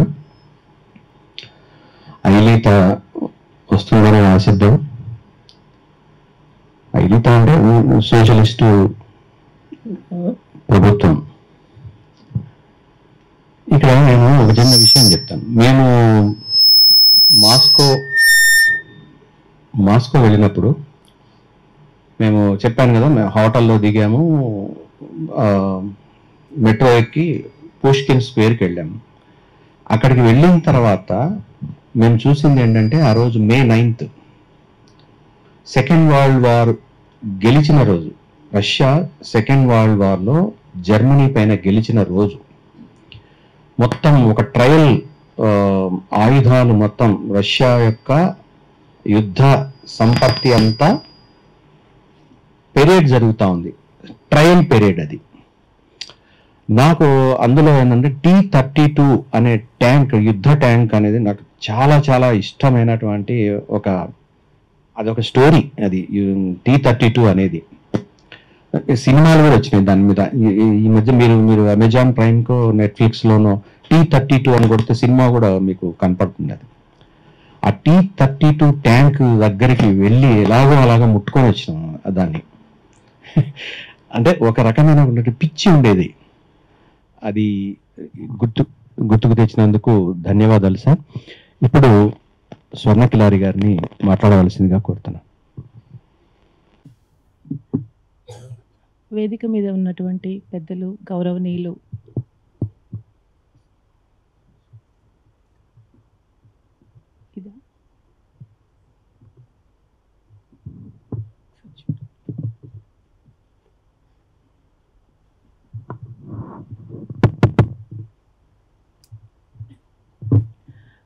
వేదిక మీద ఉన్నటువంటి పెద్దలు, గౌరవనీయులు శ్రీ గోరటి వెంకన్న గారు, అలాగే తాడి ప్రకాష్ గారు, ప్రసాద్ మూర్తి గారు, చంద్రశేఖర్ గారు, వేణుగోపాల్ రెడ్డి గారు, అలాగే వేదిక ఎదురుగా ఉన్నటువంటి పెద్దలు, స్నేహితులు, శ్రేయోభిలాషులు అందరికీ నమస్సుమాంజలి.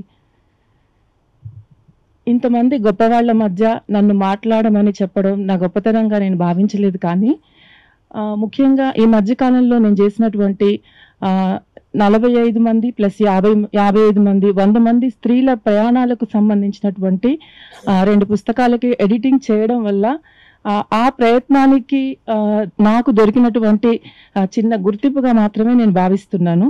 కుమార్ గారు రష్యా నుంచి ప్రేమతో అని తీసుకొచ్చినటువంటి పుస్తకం ఆవిష్కరణలో ఇలా మీతో 4 మాటలు మాట్లాడడం అనేది నాకు చాలా సంతోషంగా అనిపిస్తుంది.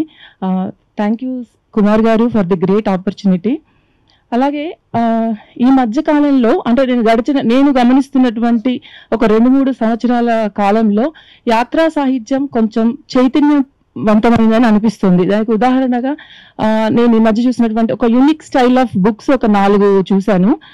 అందులో ఒకటి ఎస్వి రావు గారు, తర్వాత వాళ్ళ అబ్బాయి అరుణ్ హసన్ చేసినటువంటి ఒక అంటార్కిటికా ప్రయాణం గురించి, సాహస యాత్ర గురించి ఒక పుస్తకం తీసుకొచ్చారు. అలాగే శేషగిరిరావు గారు, లండన్ లో ఉన్నటువంటి శేషగిరిరావు గారు ఇంగ్లీష్ పుస్తకాలు, మొరాకో పుస్తకం ఒకటి, తర్వాత లాటిన్ అమెరికా విశేషాలు అని చెప్పేసి 2 పుస్తకాలు తీసుకొచ్చారు. దాన్ని తెలుగులో మన దాసరి అమరేంద్ర గారు అనువాదం చేశారు. ఆ తర్వాత మనందరికీ తెలిసినటువంటి భూమన్ గారు రాయలసీమ నుంచి శేషాచల అడవుల్లో అని చెప్పేసి ఒక సాహసోపేతమైనటువంటి ట్రెక్కింగ్, జలపాతాల్లో సంబంధించినటువంటి ఒక పుస్తకం, ఆయన మేడం కుసుమకుమారి గారితో కలిసి చేసినటువంటి ప్రయాణాల విశేషాలతో కూడినటువంటి ఒక పుస్తకం తీసుకొచ్చారు, శేషాచలం అడవుల్లో ఆ పుస్తకం. ఆ తర్వాత ఇంతియానం, ఈ మధ్య రీసెంట్ గా రిలీజ్ అయినటువంటి ఇంతియానం 2.0 గురించి కూడా మీ అందరికీ తెలిసిందే. ఇప్పుడు ఇవాళ కుమార్ గారి రష్యాతో ప్రేమతో పుస్తకం. ఇవన్నీ చూస్తుంటే చాలా అంటే ఇది కదా అసలు రావాల్సింది. యాత్రా సాహిత్యంలో ఇంత పురోగతి చూస్తుంటే చాలా ఇది ప్రత్యేకమైనటువంటి సందర్భం అనిపిస్తుంది. చాలా సంతోషంగా కూడా అనిపిస్తుంది నాకు.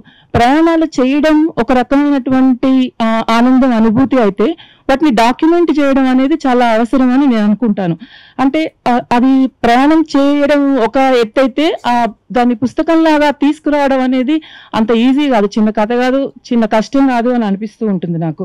ఎట్ ద సేమ్ టైం ఆ పుస్తకాన్ని ఎంత కష్టపడి మనము ప్రయాణాలు చేస్తాము, తర్వాత పుస్తకం తీసుకొస్తాము, మళ్ళీ దాన్ని చేతుల్లో పట్టి చూసుకున్నప్పుడు ఏదో చిన్న బేబీని తీసుకొచ్చినట్టుగానో మన మనసు అంతా ఇలా ఆకాశంలో ఎగురుతున్న పక్షిలాగా హాయిగా అనిపిస్తుంది అలా మనం మన చేతుల్లో ఒక పుస్తకాన్ని తీసుకొచ్చినప్పుడు. అలాగే కుమార్ గారు నాకు ఒక 4 రోజుల క్రితం ఈ పుస్తకాన్ని PDF పంపించారు. PDF చూడగానే, ఫొటోస్ చూడగానే లేఅవుట్ చాలా బాగుంది, చాలా అందంగా ఉంది అని అనుకున్నాను. ఆయన 2017లో ప్లాన్ చేసుకున్నారట ఫ్రెండ్స్ తో కలిసి ఈ ట్రిప్ వెళ్ళాలి అని చెప్పేసి. 2018లో ఆయన శంషాబాద్ ఎయిర్పోర్ట్ లో ఎక్కినప్పటి నుంచి మళ్ళీ తిరిగి వచ్చిందాకా ఆయన అన్ని విశేషాలు చాలా అద్భుతంగా రాశారు. అసలు ఆ పుస్తకం అది చదువుతూ ఉంటే ఏదో పర్సనల్ డైరీ చదువుతున్నటువంటి ఆసక్తిగా అనిపించింది. అక్కడ ఆయన ఫీల్ అయినటువంటి, ఎలా ఫీల్ అయ్యారు, ఆయన అనుభూతులు, అనుభవాలు, తర్వాత అదంతా అక్షరబద్ధం చేసిన తీరు చాలా బాగుంది. అలాగే ఈ ట్రావెల్ లో కుమార్ గారు ఒక చోట అంటారు, అది బాగా టచ్ లైన్స్ అన్నమాట అవి. టాల్స్టాయ్ ఇంటికి వెళ్ళినప్పుడు ఆ ఇల్లు, ఆ పరిసరాలు, ఆ తిరుగాడిన ప్రదేశాలు చూసినప్పుడు ఏదో మానసిక బాధ నన్ను వెంటాడింది అని అంటారు. అంటే మనం జనరల్ గా ట్రిప్పులకు వెళ్ళేసి ఏదో ఫోటోలు దిగామా అంటే సూపర్ఫిషియల్ గా వెళ్ళి చూసి ఫోటోలు దిగామా వచ్చామా అన్నట్టు కాకుండా ఆ పరిసరాలని మనసులోకి తీసుకోవడం, వాటిని ఆనందించడం, వాటిని అనుభూతించడం, వాటిని మళ్ళీ ఖాళీగా వెళ్ళినటువంటి మనము ఒక బరువైన గుండెతో ఆ జ్ఞాపకాలను మోసుకుని వెనక్కి తిరిగి రావడం, ఆ చుట్టూ ఉన్న ప్రకృతిని ఆవాహన చేసుకోవడం, దాన్ని అంతా కళ్ళల్లో నింపుకోవడం అనేది ఇది కదా అసలు మనిషితనం అంటే అనిపించింది. ఆయన రాతల్లో, ఆయన మాటల్లో కూడా అది మనకి స్పష్టంగా కనిపిస్తుంది. ఈ పుస్తకం చదివితే మీరు కూడా అలా ఫీల్ అవుతారు. Lenin, Stalin, Marx, Zhukovich, Yuri Gagarin వీళ్ళందరి గురించి చదువుతున్నప్పుడు నాకు ఏమనిపించిందంటే నేను అక్కడ ఉన్నానేమో, వాళ్ళ స్పర్శ నేను తీసుకుంటున్నానేమో, వాళ్ళని స్పృశిస్తున్నానేమో అన్నట్టు కొన్నిసార్లు బాగా ఎమోషనల్ అయినప్పుడు కొంచెం కళ్ళు మసకబారినట్టు కూడా నాకు అనిపించింది. అంటే 18 ఏళ్ల వయసులో జర్మన్ సైన్యం చేతిలో ప్రాణాలు కోల్పోయినటువంటి జోయా అనే అమ్మాయి గురించి కానివ్వండి, ఆధునిక కవిత్వానికి ఆద్యుడైనటువంటి పుష్కిన్ గారి ఉరిదీయడం అనేవి అవన్నీ వింటుంటే కొంచెం ఒళ్ళు జలధరించినట్లు అనిపించింది. అలాగే మన వజ్రం అక్కడ ఉంది అన్న విషయం నేను నాకు పుస్తకం చదివిన దాకా నాకు తెలియదు, అది కొంచెం బాధగా అనిపించింది. At the same time Taj Mahal hotel కూడా అక్కడ ఉంది అనేసరికి కొంచెం గర్వంగా కూడా అనిపించింది. కుమార్ గారు రష్యన్ సాహిత్యాన్ని తెలుగు పాఠకులకి అనువాద రూపంలో ఎలా చేరవేస్తున్నారో మనందరం చూస్తూనే ఉన్నాం. ఆయన ఏ పని చేసినా స్వచ్ఛంగా మనసు పెట్టి ఇష్టంగా చేస్తారు. సో అలాగే ఆయన మరిన్ని ప్రయాణాలు చేయాలని, అలాగే మరిన్ని పుస్తకాలు తీసుకురావాలని, ఈ పుస్తకంలో భాగస్వామి అయినటువంటి ఆయన ప్రత్యక్షంగా కనిపిస్తున్నారు, శారద గారు పరోక్షంగా కనిపిస్తున్నారు. సో శారద గారికి కూడా మన అందరి తరఫున ధన్యవాదాలు చెబుతూ thank you so much. Thank you Swarnakilari గారు. ఇప్పుడు ఇందాక ఆవిడ చెప్తుంటే నాకు ఇంకో విషయం గుర్తొచ్చింది, జోయా విగ్రహం గురించి. మాస్కోలో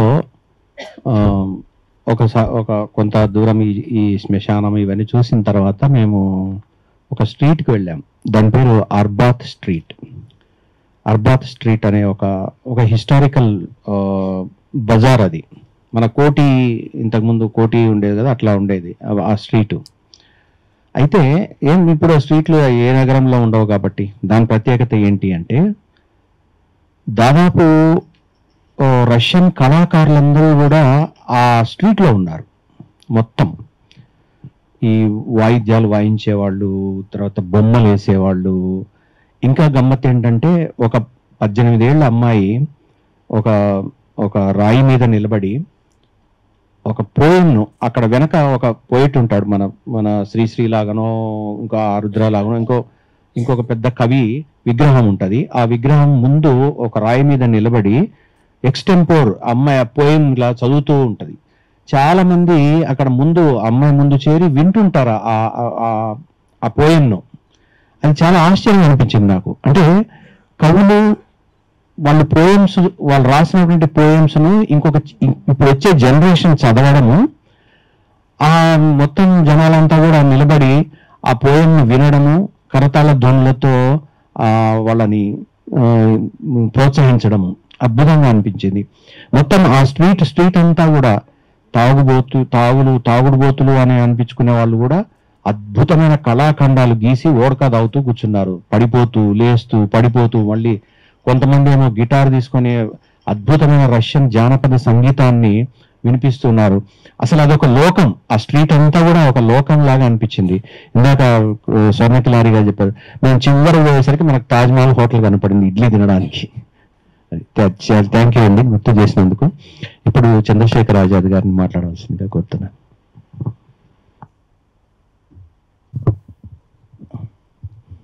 అందరికీ నమస్కారం. వేణుగోపాల్ రెడ్డి గారు, స్వర్ణకిలారి గారు, గోర టెంకన్న గారు, దాడి ప్రకాష్ గారు, అలాగే మా ప్రసాదమూర్తి.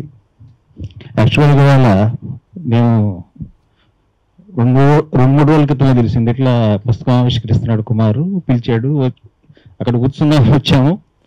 అనుకోకుండా మా స్నేహానికి ఈ రకంగా 1962 జూన్ 23 మా నాన్నగారు డెత్ బెడ్ మీద ఉన్నారు. ఇంకా కొన్ని గంటల్లో చనిపోతాను తెలియదు నాకు. అప్పుడు 6 years 7 years అప్పటికే హాస్పిటల్లో ఉన్నారు ఆయన. ఆ రోజు రాత్రి మేమందరం, నాకంటే నా తమ్ముడు ఇంకా 4 ఏళ్ళు చిన్నాడు, ఆడికి 4 ఏళ్ళు. రే ఆయన కమ్యూనిస్టు, ఈ తెలంగాణ పోరాటం అప్పుడు 6 ఏళ్ళు జైల్లో ఉన్నాడు కల్లూరులో. మా పెద్దన పేరు ఒట్టుటెన్ అంటే కమ్యూనిస్టులు చాలా మంది తెలియదు, ఎక్కడో రెడ్ ఆర్మీ నాయకుడు ఆయన, ఆ పేరు పెట్టాడు మా అన్నయ్యకి.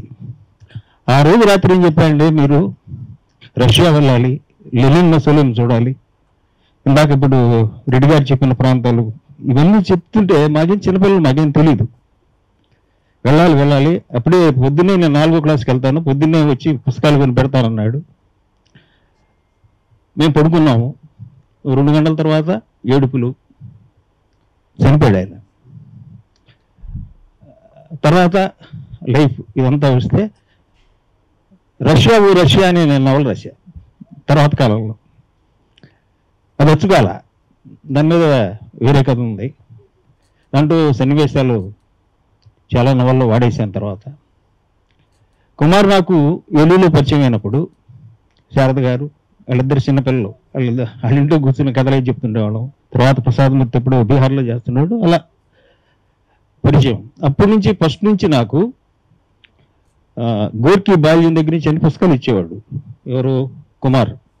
మొదటి నుంచి సోవియట్ సాహిత్యం అన్న చాలా ప్రేమ. ఆ తర్వాత కాలంలో అంతకుముందు ఏంటంటే రచయితగా అందరినీ మా ప్రసాద్ మూర్తి దగ్గర నుంచి అనేక మంది రచనల్ని, కవిత్వాలని ఇవన్నీ వెలుగు చూడటానికి చాలా చేసేవాడు. ఇప్పుడన్నా నువ్వు కూడా రాయొచ్చు కదా అంటుండేవాడు నేను. తర్వాత కాలంలో కథలు రాయడం మొదలుపెట్టాడు. ఇవాళ రష్యా నుంచి ప్రేమతో కాదు, రష్యాకు ప్రేమతో వెళ్ళాడు. రష్యా మీద సాహిత్యం మీద ఎంత ప్రేమ అంటే ఇన్ని పుస్తకాలు తీసుకొస్తున్నాడు, ఇన్ని అనువాదాలు చేయిస్తున్నాడు. ఇవన్నీ పక్కన పెడితే తను కూడా రచయితగా ఎదుగుతున్నాడు. అది నాకు వ్యక్తిగతంగా చాలా సంతోషం కలిగించేది. రష్యా గురించి చెప్పాలంటే నా చిన్నప్పుడు ఏదైనా చిన్న చిన్న పనులు చూస్తే పక్కన 5 పైసలు 10 పైసలు ఇస్తుండేవాళ్ళు. అవన్నీ పోగేసుకుని నేను ఆ పుస్తకాలు చదివేవాడిని. పిల్లలకైనా హృదయాంకితం కానీ, చీడి జైత్మాతో కానీ, ఆ రోజు ఇందాక రెడ్డి గారు చెప్పినట్టు స్టెఫ్ మైదానాలు, పోపులార్ చెట్లు, తొలి ఉపాధ్యాయుడు.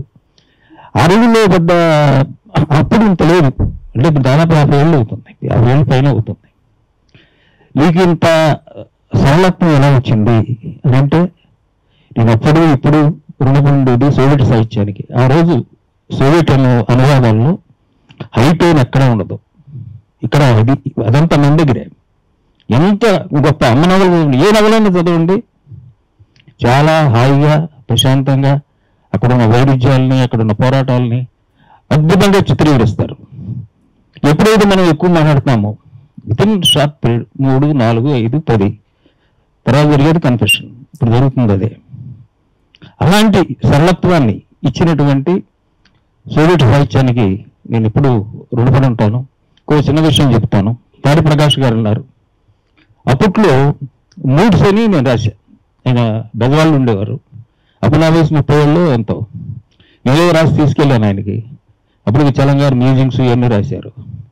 బాబు నేనేదో రాశాను, నువ్వు వేస్తారో నేను తిడతారంటే నాకు నచ్చింది నేను వేస్తున్నానయ్యా చెప్పాను. దాంట్లో ఒక పీస్ ఉంటుంది ఏంటంటే, విప్లవానికి ముందున్నటువంటి అద్భుతమైన లమ్మ కానీ అనేక నవలు ఉన్నాయి కదా, విప్లవానికి ముందున్న నవలలు విప్లవం తర్వాత ప్రపంచం అంతా చెప్పుకునే నవలు చాలా తక్కువ ఉన్నాయి, చాలా తక్కువ. ఎందుకు ఇలా జరుగుతుంది అని అందులో ఒక పీస్ ఉంది మూడ్స్ అనే పుస్తకంలో. ఇప్పుడు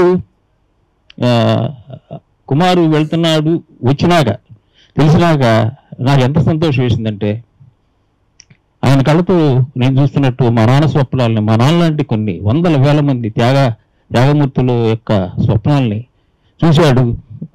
స్టాలిన్ మసోలేం వెళ్ళిపోయింది, లెనిన్ మసోలేం ఎన్ని చూసే అదృష్టం నా మిత్రుడు దక్కింది.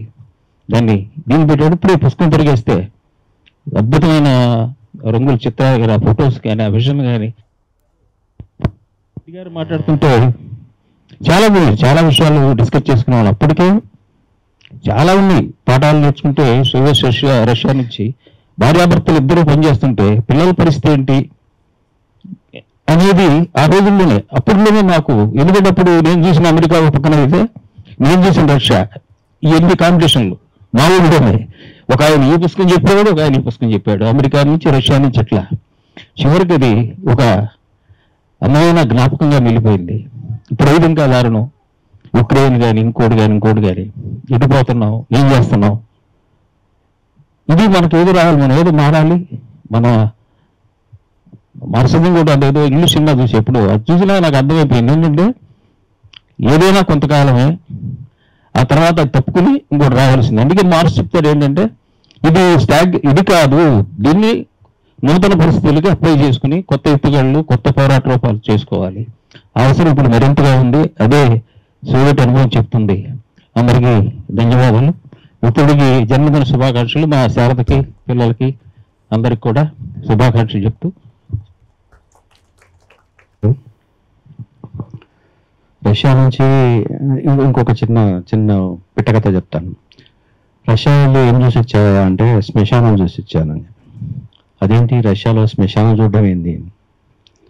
మనం చూస్తుంటాం చాలా. ఇప్పుడు మనకు మన భారతదేశంలో చనిపోతే గౌరవం ఏమీ ఉండదు. ఏ కాలువ గట్లలోనో ఎక్కడో ఒక చోట చిన్న చిన్న ముళ్ళ పొదల్లో అక్కడ బరియలు చేసేసి చేతులు కడుక్కొని వచ్చేస్తారు. కానీ రష్యాలో ఒక మనిషి చనిపోతే అతని హిస్టరీని అక్కడ ఒక మ్యూజియం లాగా పెట్టారు. అసలు నాకైతే అర్థం కాలేదు, ఇట్లా కూడా ఉంటుందా అని.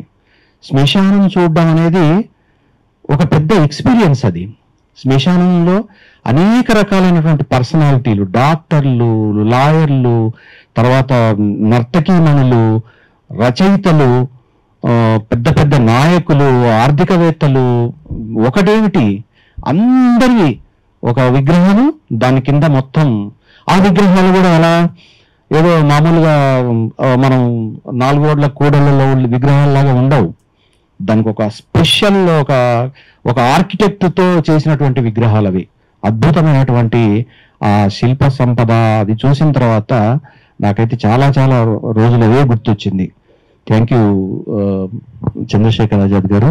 ఇప్పుడు ప్రజాకవి గోరటి వెంకన్న గారిని మాట్లాడవలసిందిగా కోరుతున్నాను. కుమారరాజు గారికి స్నేహంతో ఉన్న ఒక విద్యార్థి సంఘంలో పనిచేసిన కనుక మోహన్ గారు, ప్రకాష్ గారితో చెల్లిం వల్ల శుభాకాంక్ష చెప్పడానికి వచ్చిన పుట్టినరోజుకు సంబంధించి అంతే తప్ప ఇక నేను రష్యా ఈ యాత్ర డైరీలు ఇవన్నీ అలసాని పెద్దన కూడా ఆ హిమాలయాలు చూసిన రోజులో కానీ అటజని కాంచె భూమిశ్రుడు అంబర చుంబి శిరస్సర జరి పటల ముహుర్మునుట తవంగ ధరంగ మృదంగ నిస్మనస్ఫుట నటానురూప పరిపుల్ల కళాభిజానం కటచరత్కరేణు కర కంపిత సాలం శీతశీలం రాసి భక్తయోగ పదన్యాసి చూసినారో లేదు మన పల్లెపల్లులే కానీ భక్తయోగ పదన్యాసి వారణాసి బౌద్ధృత శాస్త్రవ కరాసి వారణాసి స్వర్ణాది ఇట్లా రాసుకోవడం అనేది ఇది ఉంది. ఇది ఇక ఎందుకంటే మనిషి సంచారం చేయడం వల్ల ఆ జ్ఞానం వస్తుంది. ఈ మీరు ఆ శ్మశానం చదివినప్పుడు నాకు పద్యం అనుకున్నాయి. ఏ పద్యం అంటే కటికరాతికి జీవకళ తీర్చిదిద్దిన ఏ దివ్య శిల్పిదో ఈ కరాస్తి కులుకు దలంపు తీగకు మొగ్గ తొడగించిన ఏ కవి ప్రభునిదో కదా ఈ సమాధి వీణకు గాంధర్వ విద్య నేర్పిన ఏ గాయకునిదో ఈ అమ్ముయోడు రసికుల భావతరంగము వెల్లరించు ఏ అభినేత్రిదో కదా ఈ శవంబు. శ్మశానం అనేది నిజంగా చరిత్ర రికార్డు అనేది మన సాహిత్యంలో చేసినారు. కాశీఖండం కానీ రకరకాల కందాయ రామాచార్యులు, రంగాచార్యులు అసలు ఆమ్లెట్ నాటకం తెలియకముందే వాళ్ళు చేసినారు. ఈ పద్ధతిలో ఉండి యాత్ర క్రమంలో మనకు రష్యా మీద ఉన్న పోయి ఏం పోదు, పోవాలి కూడా. ఏది శాశ్వతం కాదు, ఏది ఇది శాశ్వత బ్రహ్మ పదార్థం ఉండదు సృష్టిలో. మార్క్సిజం ఏంటంటే చెప్పలేదు, చెప్పినాం అనుకుని మనం భ్రమపడ్డాం. బకునుని కాడ నుంచి టాట్స్ కాడ నుంచి ఆ రోజే ఇది ఉండదు ఇట్లా అవుతుందని చెప్పి కొట్లాడితే మనకు వాళ్ళు మితవాదులు వాళ్ళు ఈ టాట్స్కి ఇంకో రకంగా మెన్సివికులు వీళ్ళు అది అని చెప్పి బకునుని అరాచకవాదం చెప్పి అట్లా ఉండదు. కానీ కమ్యూనిస్ట్ పార్టీలో ఇది ఉండదని చెప్పినది పోయినాక కూడా అది ఎప్పటికైనా పోతుంది, పోయి కొత్త నిర్మాణం అవుతుంది. కాకుండా అట్లే పట్టుకొని ఉండాలంటే రాజ్యం అవుతుంది. రాజ్యం కానీ సమాజాలు మాత్రం నిలుస్తాయి. ఆ సమాజాలన్నీ రావాలా. రాజ్యానికి వ్యతిరేకంగా రాజ్యం ఇప్పుడు ఉండదు, రాజ్యానికి వ్యతిరేకంగా ప్రజాస్వామ్యం, రాజ్యానికి వ్యతిరేకంగా సమాజం ఉండాలి, హింసకి వ్యతిరేకంగా త్యాగం ఉండాలి, నిరంకుశత్వానికి వ్యతిరేకంగా మానవీయ సమాజం వల్ల ఉండాలి. అది జరగకపోవడం రష్యాలో జరిగిన మంచి అవన్నీ చూస్తుంటే దోస్తోయెవ్స్కీ, టాల్స్టాయ్ ఎంత భూమి ఇవ్వాలి, హౌ మచ్ ల్యాండ్ నీడ్ అనేది ఆ కథ తెలుగులో మంచి అనువాదం చేసినారు. అప్పుడు అసలు ఎంత భూమి ఇవ్వాలని.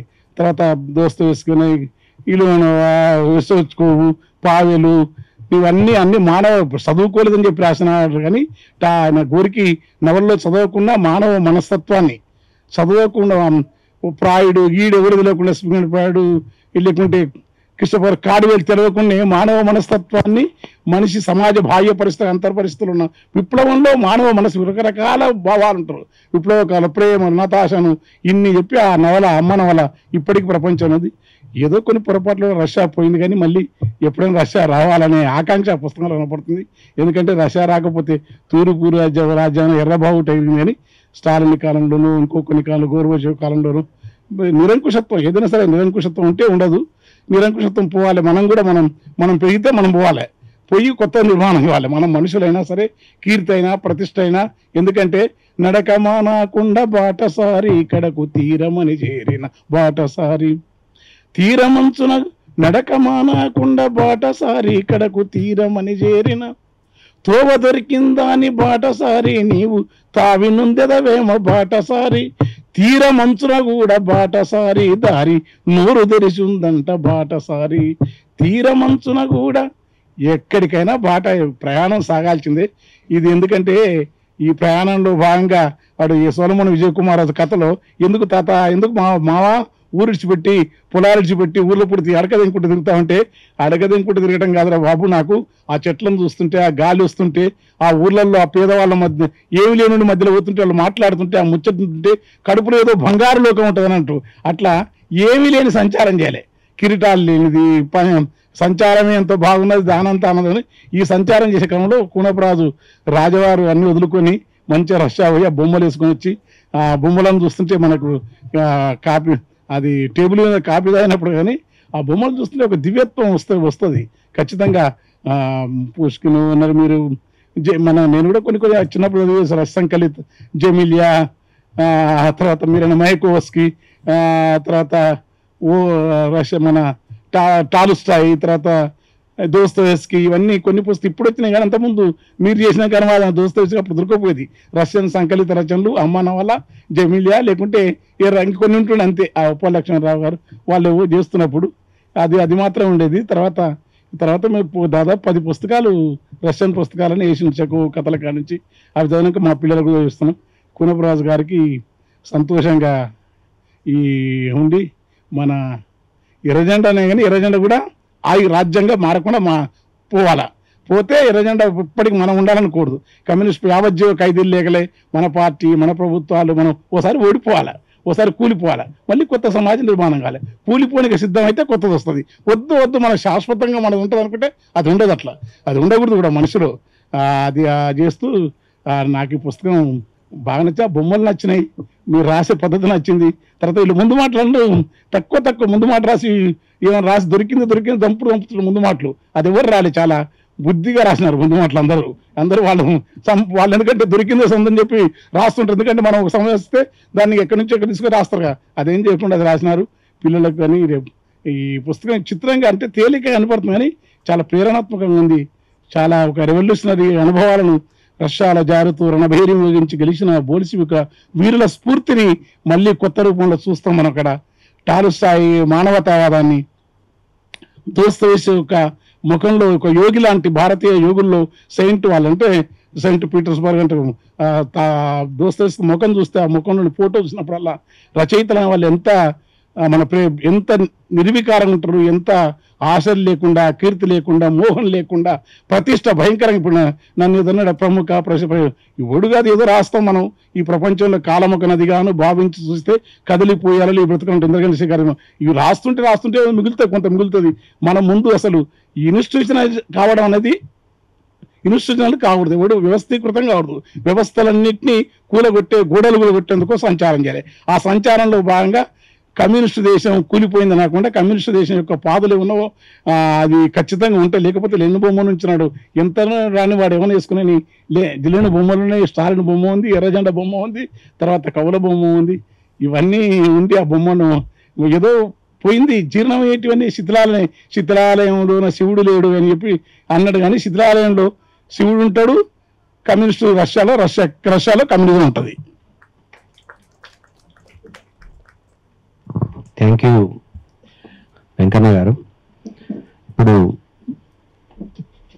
ప్రసాదమూర్తి గారిని మాట్లాడాల్సిందిగా కోరుతాం.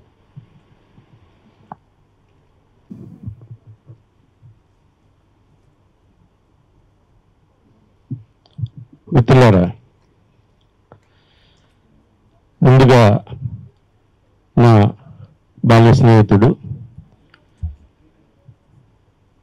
ప్రియమైన కుమార్కి హృదయపూర్వకంగా పుట్టినరోజు శుభాకాంక్షలు తెలియజేసుకుంటున్నాను. Many many happy returns of the day Kumar. ఈ వేదిక మీద నుంచి నేను కుమార్ రాసిన ఈ రష్యా నుంచి ప్రేమతో అనే ఈ పుస్తకాన్ని చేతుల్లోకి తీసుకుని ఇందాకటి నుంచి చూస్తున్నాను. చూస్తూ నేను ఎక్కడికో బాల్య స్మృతుల్లోకి వెళ్ళిపోయాను. దాదాపు మా స్నేహం 47-48 సంవత్సరాలు, 50 సంవత్సరాలు అనుకోండి. నా 17 సంవత్సరాల వయసులో నేను ఓరియంటల్ కాలేజీలో చదువుతున్నప్పుడు పద్యాలు, శ్రీశ్రీ కవితలు, కృష్ణశాస్త్రి కవితలు ఇవన్నీ అలవోకగా పాడుతూ అందరికీ వినిపిస్తూ ఉన్నటువంటి సందర్భంలో ఒక చిన్న ముచ్చట జ్ఞాపకం చెప్తాను. ఇది చాలా రిలేటెడ్ ఈ బుక్కి. మా కామన్ ఫ్రెండ్ నారాయణ అని ఉండేవాడు అక్కడ పత్తిపురంలో. మా అమ్మమ్మ గారి ఊరు, వీళ్ళ ఊరు ఆ పక్కనే. మా ఊరికి నేను చదువుకున్న పత్తిపురం మధ్యలో వీళ్ళ నీళ్ళకొండ ఉండేది, దగ్గర పక్కన 2 కిలోమీటర్ల దూరం మాకు. సో మిత్రుడు నారాయణ, నువ్వేంటి కవిత్వాలు చెబుతున్నావు, నీకు ఇలా కాదు, నేను సమాధానం చెప్పలేకపోతున్నాను, కానీ నీకు తగిన ఉన్నావు, అతని దగ్గర తీసుకెళ్తున్నాడు అని చెప్పి ఒక 1 ఫైన్ ఈవినింగ్ కుమార్ దగ్గర తీసుకెళ్ళాడు. కుమార్ దగ్గరికి తీసుకెళ్తే కుమార్ పరిచయం అయ్యాడు. ఆ విషయాలు ఈ విషయాలు మాట్లాడుకున్నాం. నేను శ్రీశ్రీ గురించి అవి ఇది కవితలు అవి ఇవి చెప్తుంటే, సో అతను తన గదిలో కూర్చొని, వాళ్ళకప్పుడు ఒక గది ఉండేది, ఆయనకి పుస్తకాల గది సెపరేట్గా. ఆ గది నిండా గోడల చుట్టూ పుస్తకాలు, ఎక్కువగా 90% రష్యన్ సాహిత్యం. అదొక ఆశ్చర్యకరమైనటువంటి అనుభవం. అంతకుముందు నేను పొందినటువంటి అనుభవం ఆ గదిలో. అప్పుడు నాకు కొత్తగా రష్యన్ సాహిత్యం కేవలం శ్రీశ్రీని చదువుకోవడం వల్ల, గర్జించు రష్యా, గాంధించు రష్యా అని చదువుకోవడం వల్ల రష్యా అనేది ఒకటి ఉంది. అక్కడ Pushkin, బుగోన్, Tolstoy, Dostoevsky, Chekhov, Gorky, మైకోల్స్కీ ఇట్లాంటి వాళ్ళు పాప పంకం నుంచి పద్మాలు పుట్టించిన మహానుభావులు అక్కడ పుట్టారని తెలుసుకోవడం అంతకుముందే ఉండడం వల్ల అక్కడ వాళ్ళందరి పుస్తకాలను చూసి నేను ఒక అద్వితీయమైన అనుభూతికి లోనయ్యాను. ఇక అప్పటి నుంచి నా స్నేహం అలాగా కొనసాగింది. ఆ పుస్తకాలు చదవడం, ఆ రష్యన్ సాహిత్యాన్ని చదవడం, అదంతా కూడా అదొక ప్రపంచంలోకి వెళ్ళిపోయాను నేను. ఆ తర్వాత ఇద్దరు మా స్నేహము, ఇద్దరు ఒకేసారి కమ్యూనిస్ట్ పార్టీలోకి చేరడం, ఇదంతా కూడా ఉంది. అంటే నా అనుబంధంతో ఈ పుస్తకం రష్యన్ అప్పటి నుంచి కూడా ఈ పుస్తకం చూస్తుంటే, ఇప్పుడు ఈ పుస్తకాన్ని ఇంత అందంగా రంగురంగుల బొమ్మలతో ఈ పుస్తకాన్ని చాలా జాగ్రత్తగా అందరూ దాచుకోవాలన్నట్టుగా ముద్రించాడు. కుమార్ ఏ పని చేసినా ఒక దానికి అల్టిమేట్ రూపం తీసుకురావడానికి కృషి చేస్తాడు. తను చేసినా లేదా ఇతరులతో ఏమైనా రాయించినా, ఇతరులతో ఏదైనా పని చేసినా ఆ అల్టిమేట్ ఎఫెక్ట్ అనేది ఈ పుస్తకంలో కనిపిస్తుంది అనమాట. ఇది చక్కగా అందరం కూడా హాయిగా దాచుకోవాల్సినటువంటి పుస్తకం. నేను అప్పుడు ఆ గదిలోని అప్పట్లోనే 40 సంవత్సరాల క్రితం ఒక కవిత రాశా. ఈ గది అంటే గది కాదు, ముమ్మాటికి అమ్మే, ముద్దుగా నా చేయి పట్టి నాకు పునర్జన్మనిచ్చిన అమ్మాని అట్లా ఏదో రాసుకుంటూ టాల్స్టాయ్, గోర్కీ వీళ్ళందరూ, చలం, రంగనాయకమ్మ వీళ్ళందరూ ఇవన్నీ కూడా ఏవో రాసుకుంటూ చివరికి ఆ కవితలో నేనేం చెప్పానంటే, కలం పట్టుకొని వెళ్ళిన వాడిని కత్తి పట్టుకొని వచ్చాను అని గది నుంచి. ఆ గది అట్లా అది నా మొదటి కవితా సంపుటిలో ఆ గది అనేది ఆ కవిత ఉంటుంది. అప్పటి నుంచి ఇప్పటికీ తర్వాత వెళ్ళినప్పుడు కొంతకాలానికి ఆ గది లేదు, గది మాయమైంది, వాళ్ళ నా ఇల్లు మాయమైంది, రష్యాలో సోషలిజం మాయమైనట్టు ఏది మాయమైన గుర్తులైతే అలా ఉంటాయి కదా. ఆ గదిలో రష్యన్ సాహిత్యము, ఆ గది అదంతా మాయమైనప్పటికీ కూడా అప్పటి నుంచి ఎప్పుడూ కూడా ఆ రష్యా కథలు, టాల్స్టాయ్, దోస్తోయెవ్స్కీ, చెకోవ్ ఇట్లాంటివన్నీ కూడా చెప్తూ ఉంటాడు. కథలు చెప్పిన కథ మళ్ళీ చెప్తూ ఉంటాడు. ఆయన నోటితో వినడం అనేది ఇంకా బాగుంటుంది అనమాట. ఐస్వేట్ రాణి అని, టాల్స్టాయ్ ఇట్లాంటి కొన్ని కథలు మనం చదివినా సరే ఆయన చెప్తూ ఉంటే బాగుంటుంది. సో ఆ గది మాయమైపోయిన ఆ రష్యన్ సాహిత్యము, రష్యా చరిత్ర, ఆ దోస్తోయెవ్స్కీ, చెకోవ్, టాల్స్టాయ్ ఇట్లాంటి వాళ్ళు అందరూ కూడా ఆ గది లేదు కానీ ఆయన నదిలో పుష్కలంగా ఉన్నారు అని ఈ పుస్తకం మనకి తెలియజేస్తుంది. ఇంతటి అద్భుతమైనటువంటి పుస్తకం. ఇంకోటి ఏంటంటే ఆయన రాసినప్పుడు ఆ భాష శైలి ఎలా ఉంది ఏమిటి అనేటటువంటిది పక్కన పెడితే హృదయం ఉంటుంది. పలవరించాడు, అనుభవించాడు, దానికి సంబంధించినటువంటి జ్ఞాపకాలను అక్కడ అక్షరగార్థం చేశాడు. అందుకని నిజంగా ఆమె స్వర్ణకిరారి గారు చెప్పినట్టు హృదయంతో రాశాడు కాబట్టి చదవడానికి కూడా బాగుంటుంది. మనం అక్కడికి అతనితో కలిసి మనం కూడా రష్యా పర్యటించినట్టుగా ఉంటుంది. అప్పుడు రాసినప్పుడే ఇవన్నీ కూడా చదివాను కాబట్టి బహుశా ఇందులో ఆయన మార్పులు ఆయన చేసాడు నాకు తెలియదు, కానీ బొమ్మలు అయితే బ్రహ్మాండంగా ఉన్నాయి, అద్భుతంగా ఉన్నాయి. అతని అనుభవాలు కూడా అద్భుతమైనటువంటి అనుభవాలు.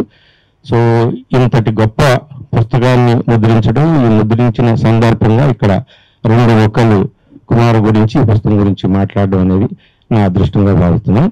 Thank you very much.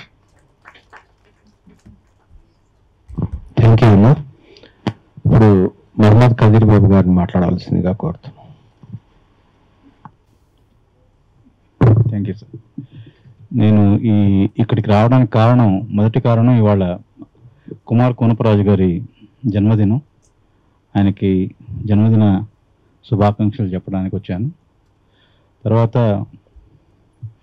ఈ రష్యన్ లిటరేచరు, సోవియట్ లిటరేచరు నేను వాటికి రుణపడి ఉన్నాను.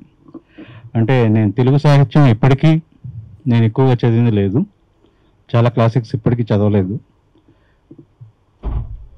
తెలుగులో సాహితీ క్విజ్ పెడితే నేను ఫెయిల్ అవుతాను.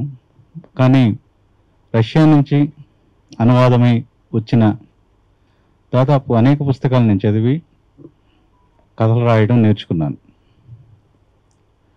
రష్యన్ సాహిత్యంలో హృదయము, మేధ రెండు కూడా సాహిత్యాన్ని దేనికి, ఎలా, ఎందుకు ఉపయోగించాలో ప్రపంచానికి తెలియజేశాయి. గ్రేట్ మాస్టర్స్, మనకు కూడా ఏమో చాలా గొప్ప మాస్టర్స్ ఉన్నారు, ఏం తక్కువ కాదు. మన మాస్టర్స్ ట్రాన్స్లేట్ అవ్వలేదు, సోవియట్ ప్రయత్నాల వల్ల మనందరం వాళ్ళ మాస్టర్స్ని చదివాం. కుప్రిన్ని, చెహోవ్ని, దోస్తోయెవ్స్కీని,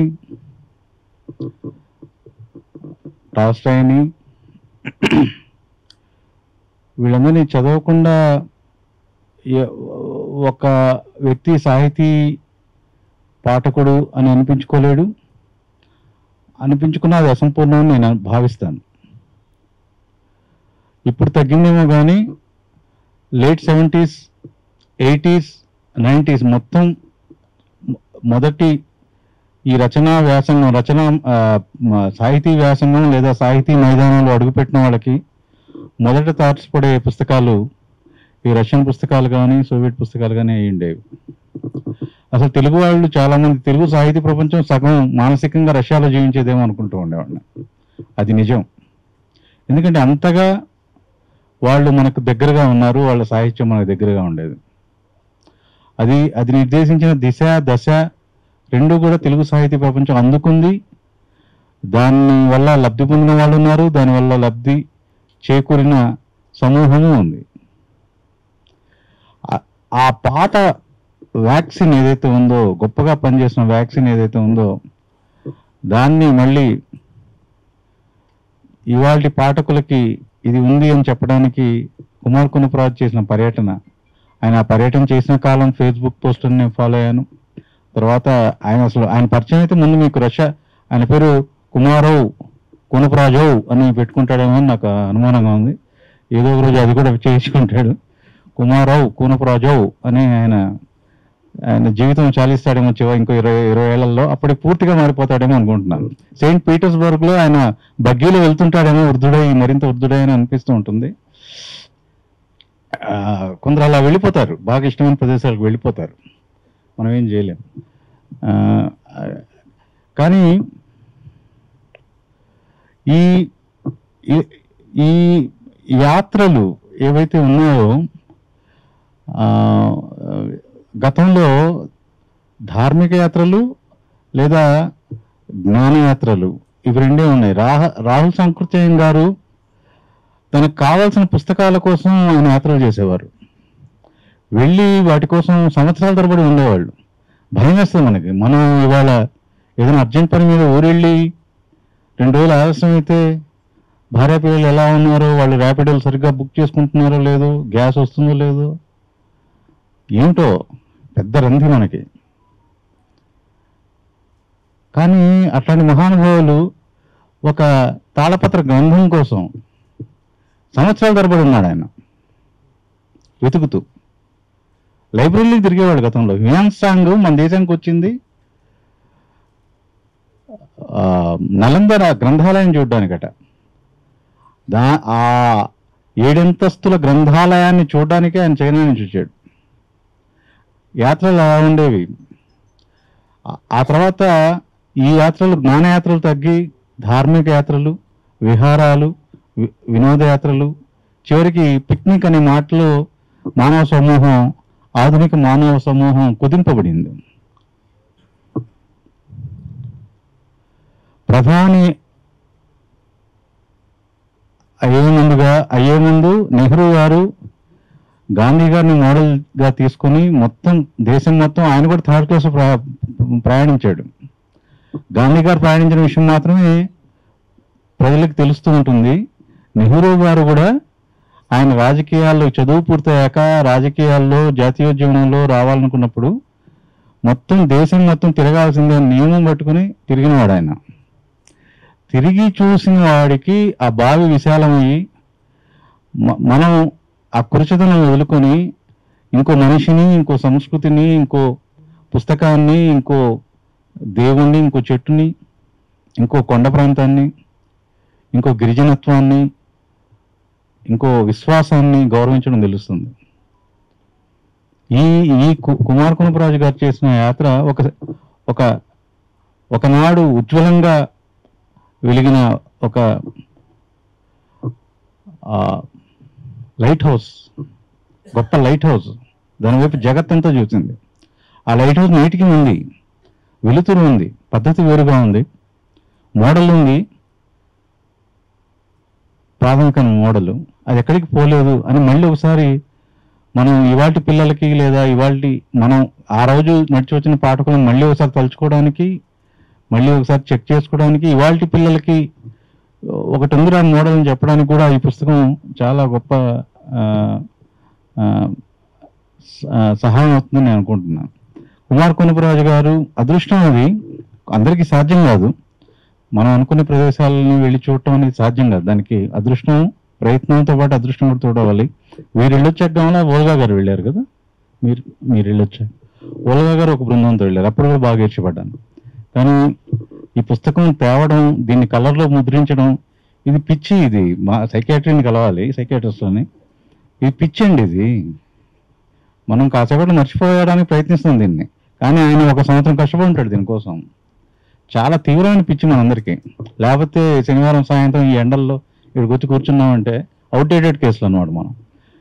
కానీ ఇది మనకి ఆరోగ్యము, ఇది మనం మనుషులను గుర్తు చేసే మొదటి పని ఇదే. మనం ఇంకా చచ్చిపోకుండా ఉన్నామని చెప్పే మొదటి పని ఇదే. మనం కుర్చీలో కూర్చునైనా రూపాయి ఖర్చు లేకుండా చేసే ప్రయాణాల కోసం ఇవాళ దేశం మొత్తం చూడండి. గమ్మత్తు, ఏ రోజు యూట్యూబ్లు కానీ సోషల్ మీడియా కానీ వీడియో మాధ్యమం ద్వారా ఇవాళ మనం ఇక్కడ కూర్చుని లైవ్ అని కొడితే ప్రపంచంలో ప్రతి విహార కేంద్రం లైవ్ చూడొచ్చు. ఉత్తర ధ్రువం కానీ దక్షిణ ధ్రువం కానీ ఎక్కడైనా కానీ మనం యూట్యూబ్లో వెళ్ళి ఆ ప్రదేశం పేరు కొట్టి లైవ్ అంటే అక్కడ ఉన్న ఒక కెమెరా నుంచి అక్కడ ఏం జరుగుతుందని చూస్తూ ఉండొచ్చు. అలాంటివి వచ్చిన ఈ రోజుల్లో ప్రపంచం అంతా చదువుతున్నది ట్రావెల్ బుక్సే. ఇంగ్లీష్ పబ్లిషర్లు అడుగుతున్నది ట్రావెల్ బుక్సే. అంటే ఏంటి? కెమెరాలు చూపించింది కాదు మనిషికి కావాల్సింది. ఒక మనిషి మానవ స్పర్శతో అక్కడికి వెళ్ళి వాడేం చూస్తున్నాడు, వాడేం అనుభవిస్తున్నాడు, మళ్ళీ దాన్ని అక్షరాలు ఎలా చూపిస్తున్నాడు. ఇవే ఇప్పుడు లార్జెస్ట్ అమ్మకాలు, న్యూయార్క్ బెస్ట్ సెల్లర్స్ చాలా మటుకు కూడా ట్రావెల్ బుక్సే ఉంటున్నాయి. కానీ తెలుగులో చాలా తక్కువగా జరిగేది ఆ ప్రయత్నం గతంలో. ఇప్పుడు ఇంతియానం మన మేడం గారు తెచ్చారు, 2 parts తెచ్చారు. ఉమెన్ ట్రావెలర్స్గా డాక్యుమెంట్ చేయటం తమ ట్రావెల్ అనుభవాల్ని చిన్న కృషి కాదు, అది చాలా అద్భుతమైన కృషి.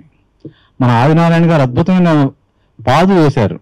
అప్పటిదాకా మనకు అది చూపలేదు. ఆయన గట్టిగా చెప్పాడు, గట్టిగా వీచాడు, తుఫాన్లా కొట్టాడు ఆదినారాయణ. తెలుగు సాహిత్యంలో ఇవాళ ఏదైనా ట్రావెల్ రైటింగ్ యాక్టివ్గా ఉందంటే ఫస్ట్ మనం దాన్ని షేర్ ఇవ్వాల్సింది ఆదినారాయణ గారి. ఆయన వేసిన ఆ కదలిక కుమార్ కోనప్రాజు గారు కానీ మన ఇంతియానం స్త్రీలు కానీ ఇంకా చాలామంది రాస్తున్నారు, అమరేంద్ర గారు చాలామంది రాస్తున్నారు. నాకు ట్రావెల్ రైటింగ్ చేయడం చాలా ఇష్టము. కానీ ఎర్లీ మార్నింగ్ లేచి ట్రైన్ అందుకోవాలి అంటే నా జీవితంలో నేను ఎప్పుడు చేయలేను. కాబట్టి నేను వీల్ చైర్ ట్రావెలర్ని. ఇలా నా సీట్లో నేను కూర్చొని ఈ రష్యా అంతా నేను తిరిగి వస్తాను ఇవాళ రాత్రికి. Thank you sir for this book. Thank you. ఇలాంటివి ఇంకా రాయండి. Thank you. ఇక్కడే కూర్చోవాలా? మర్యాద ఉందా నాకు? థ్యాంక్ యూ కదిరిబాబు గారు. మీరు అన్నట్లు ఇప్పుడు ఈయనకి ఈరోజు బర్త్డే బాయ్ కాబట్టి కుమార్స్కి కోనపరాజు అని పేరు పెడతాం. ఇప్పుడు అందరికీ వేదిక మీద ఉన్న పెద్దలందరికీ గిఫ్ట్లు ఇస్తారట. తర్వాత కోనపరాజు గారు మాట్లాడతారు. అందరికీ నమస్కారం. నిరుడు బృందం ఆఖరి వచ్చింది, నా ఒక్క ఉపన్యాసమే ఉన్నారు. ఓకే,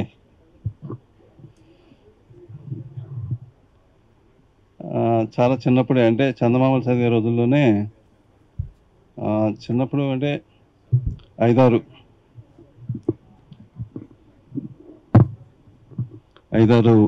సంవత్సరాల అంటే 5వ తరగతి అంటే 10 సంవత్సరాల వయసు. తర్వాత చందమామలో మాది ఉమ్మడి కుటుంబం. మేము 5గురు, మా చిన్నాన్నగారి పిల్లలు 3.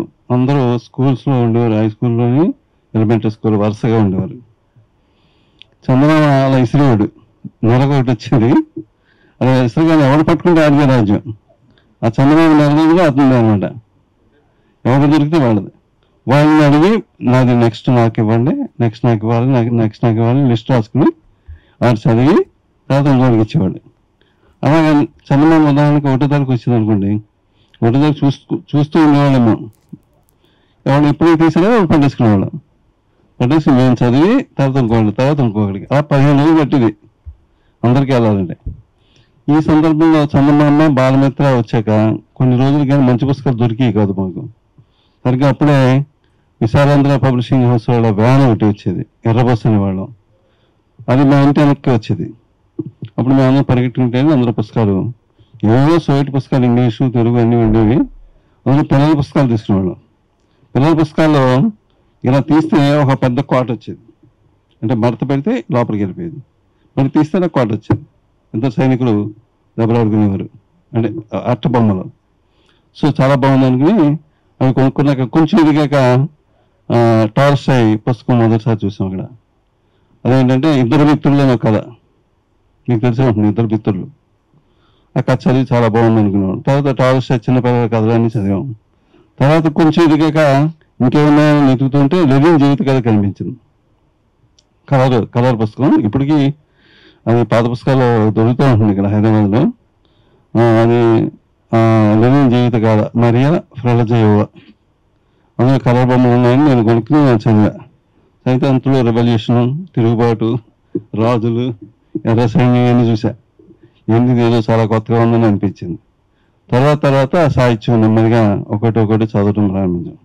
ఈ అభిమానం పెరిగి పెద్ద అయ్యి సైన్స్ మీద టెక్నాలజీ మీద ఇంట్రెస్ట్లు పెరిగి డిగ్రీ అయిన తర్వాత అప్పటికి పరిపక్వం అయ్యి కమ్యూనిస్ట్ పార్టీలో పనిచేయాలనే కోరిక పెరిగింది. మాకు దగ్గరలో ఎక్కడ కమ్యూనిస్ట్ పార్టీ లేదు.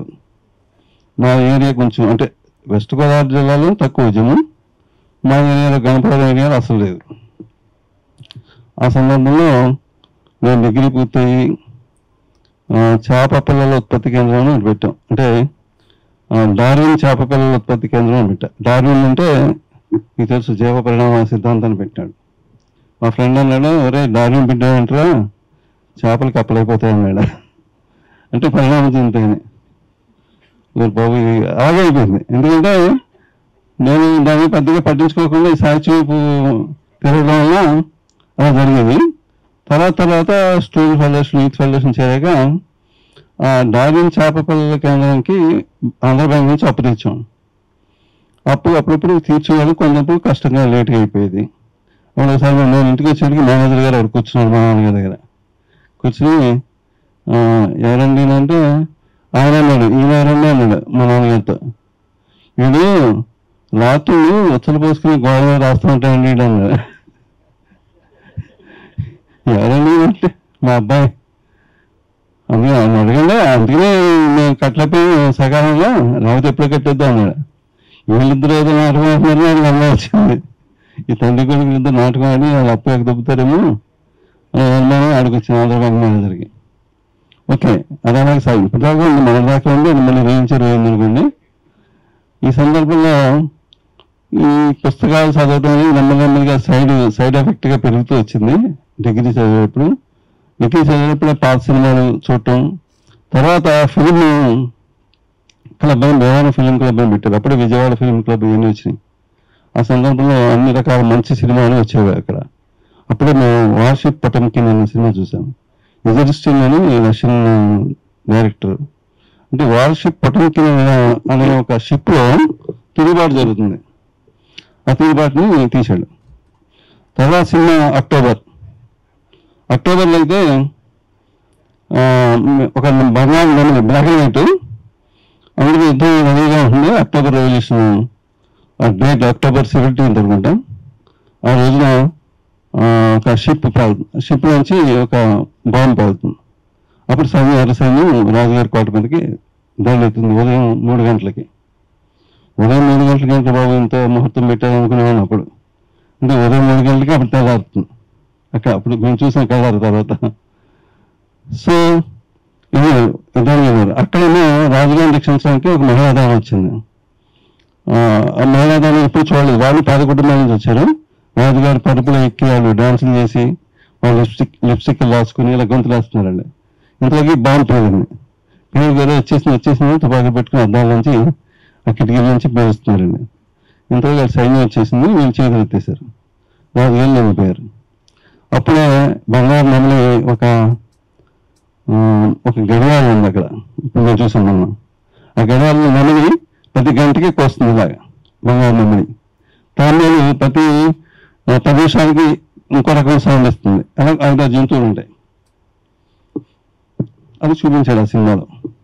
ఇవన్నీ మేము వెళ్ళినప్పుడు కనిపించినాయి. ఎప్పుడో చిన్నప్పుడు పుస్తకాలు చదువుకుని ఇప్పుడు మేము కళ్ళారాలు అవి నేర్పించింది. ఆ పదంలో ఒక పదం దస్విదానియా, అంటే సెలవు.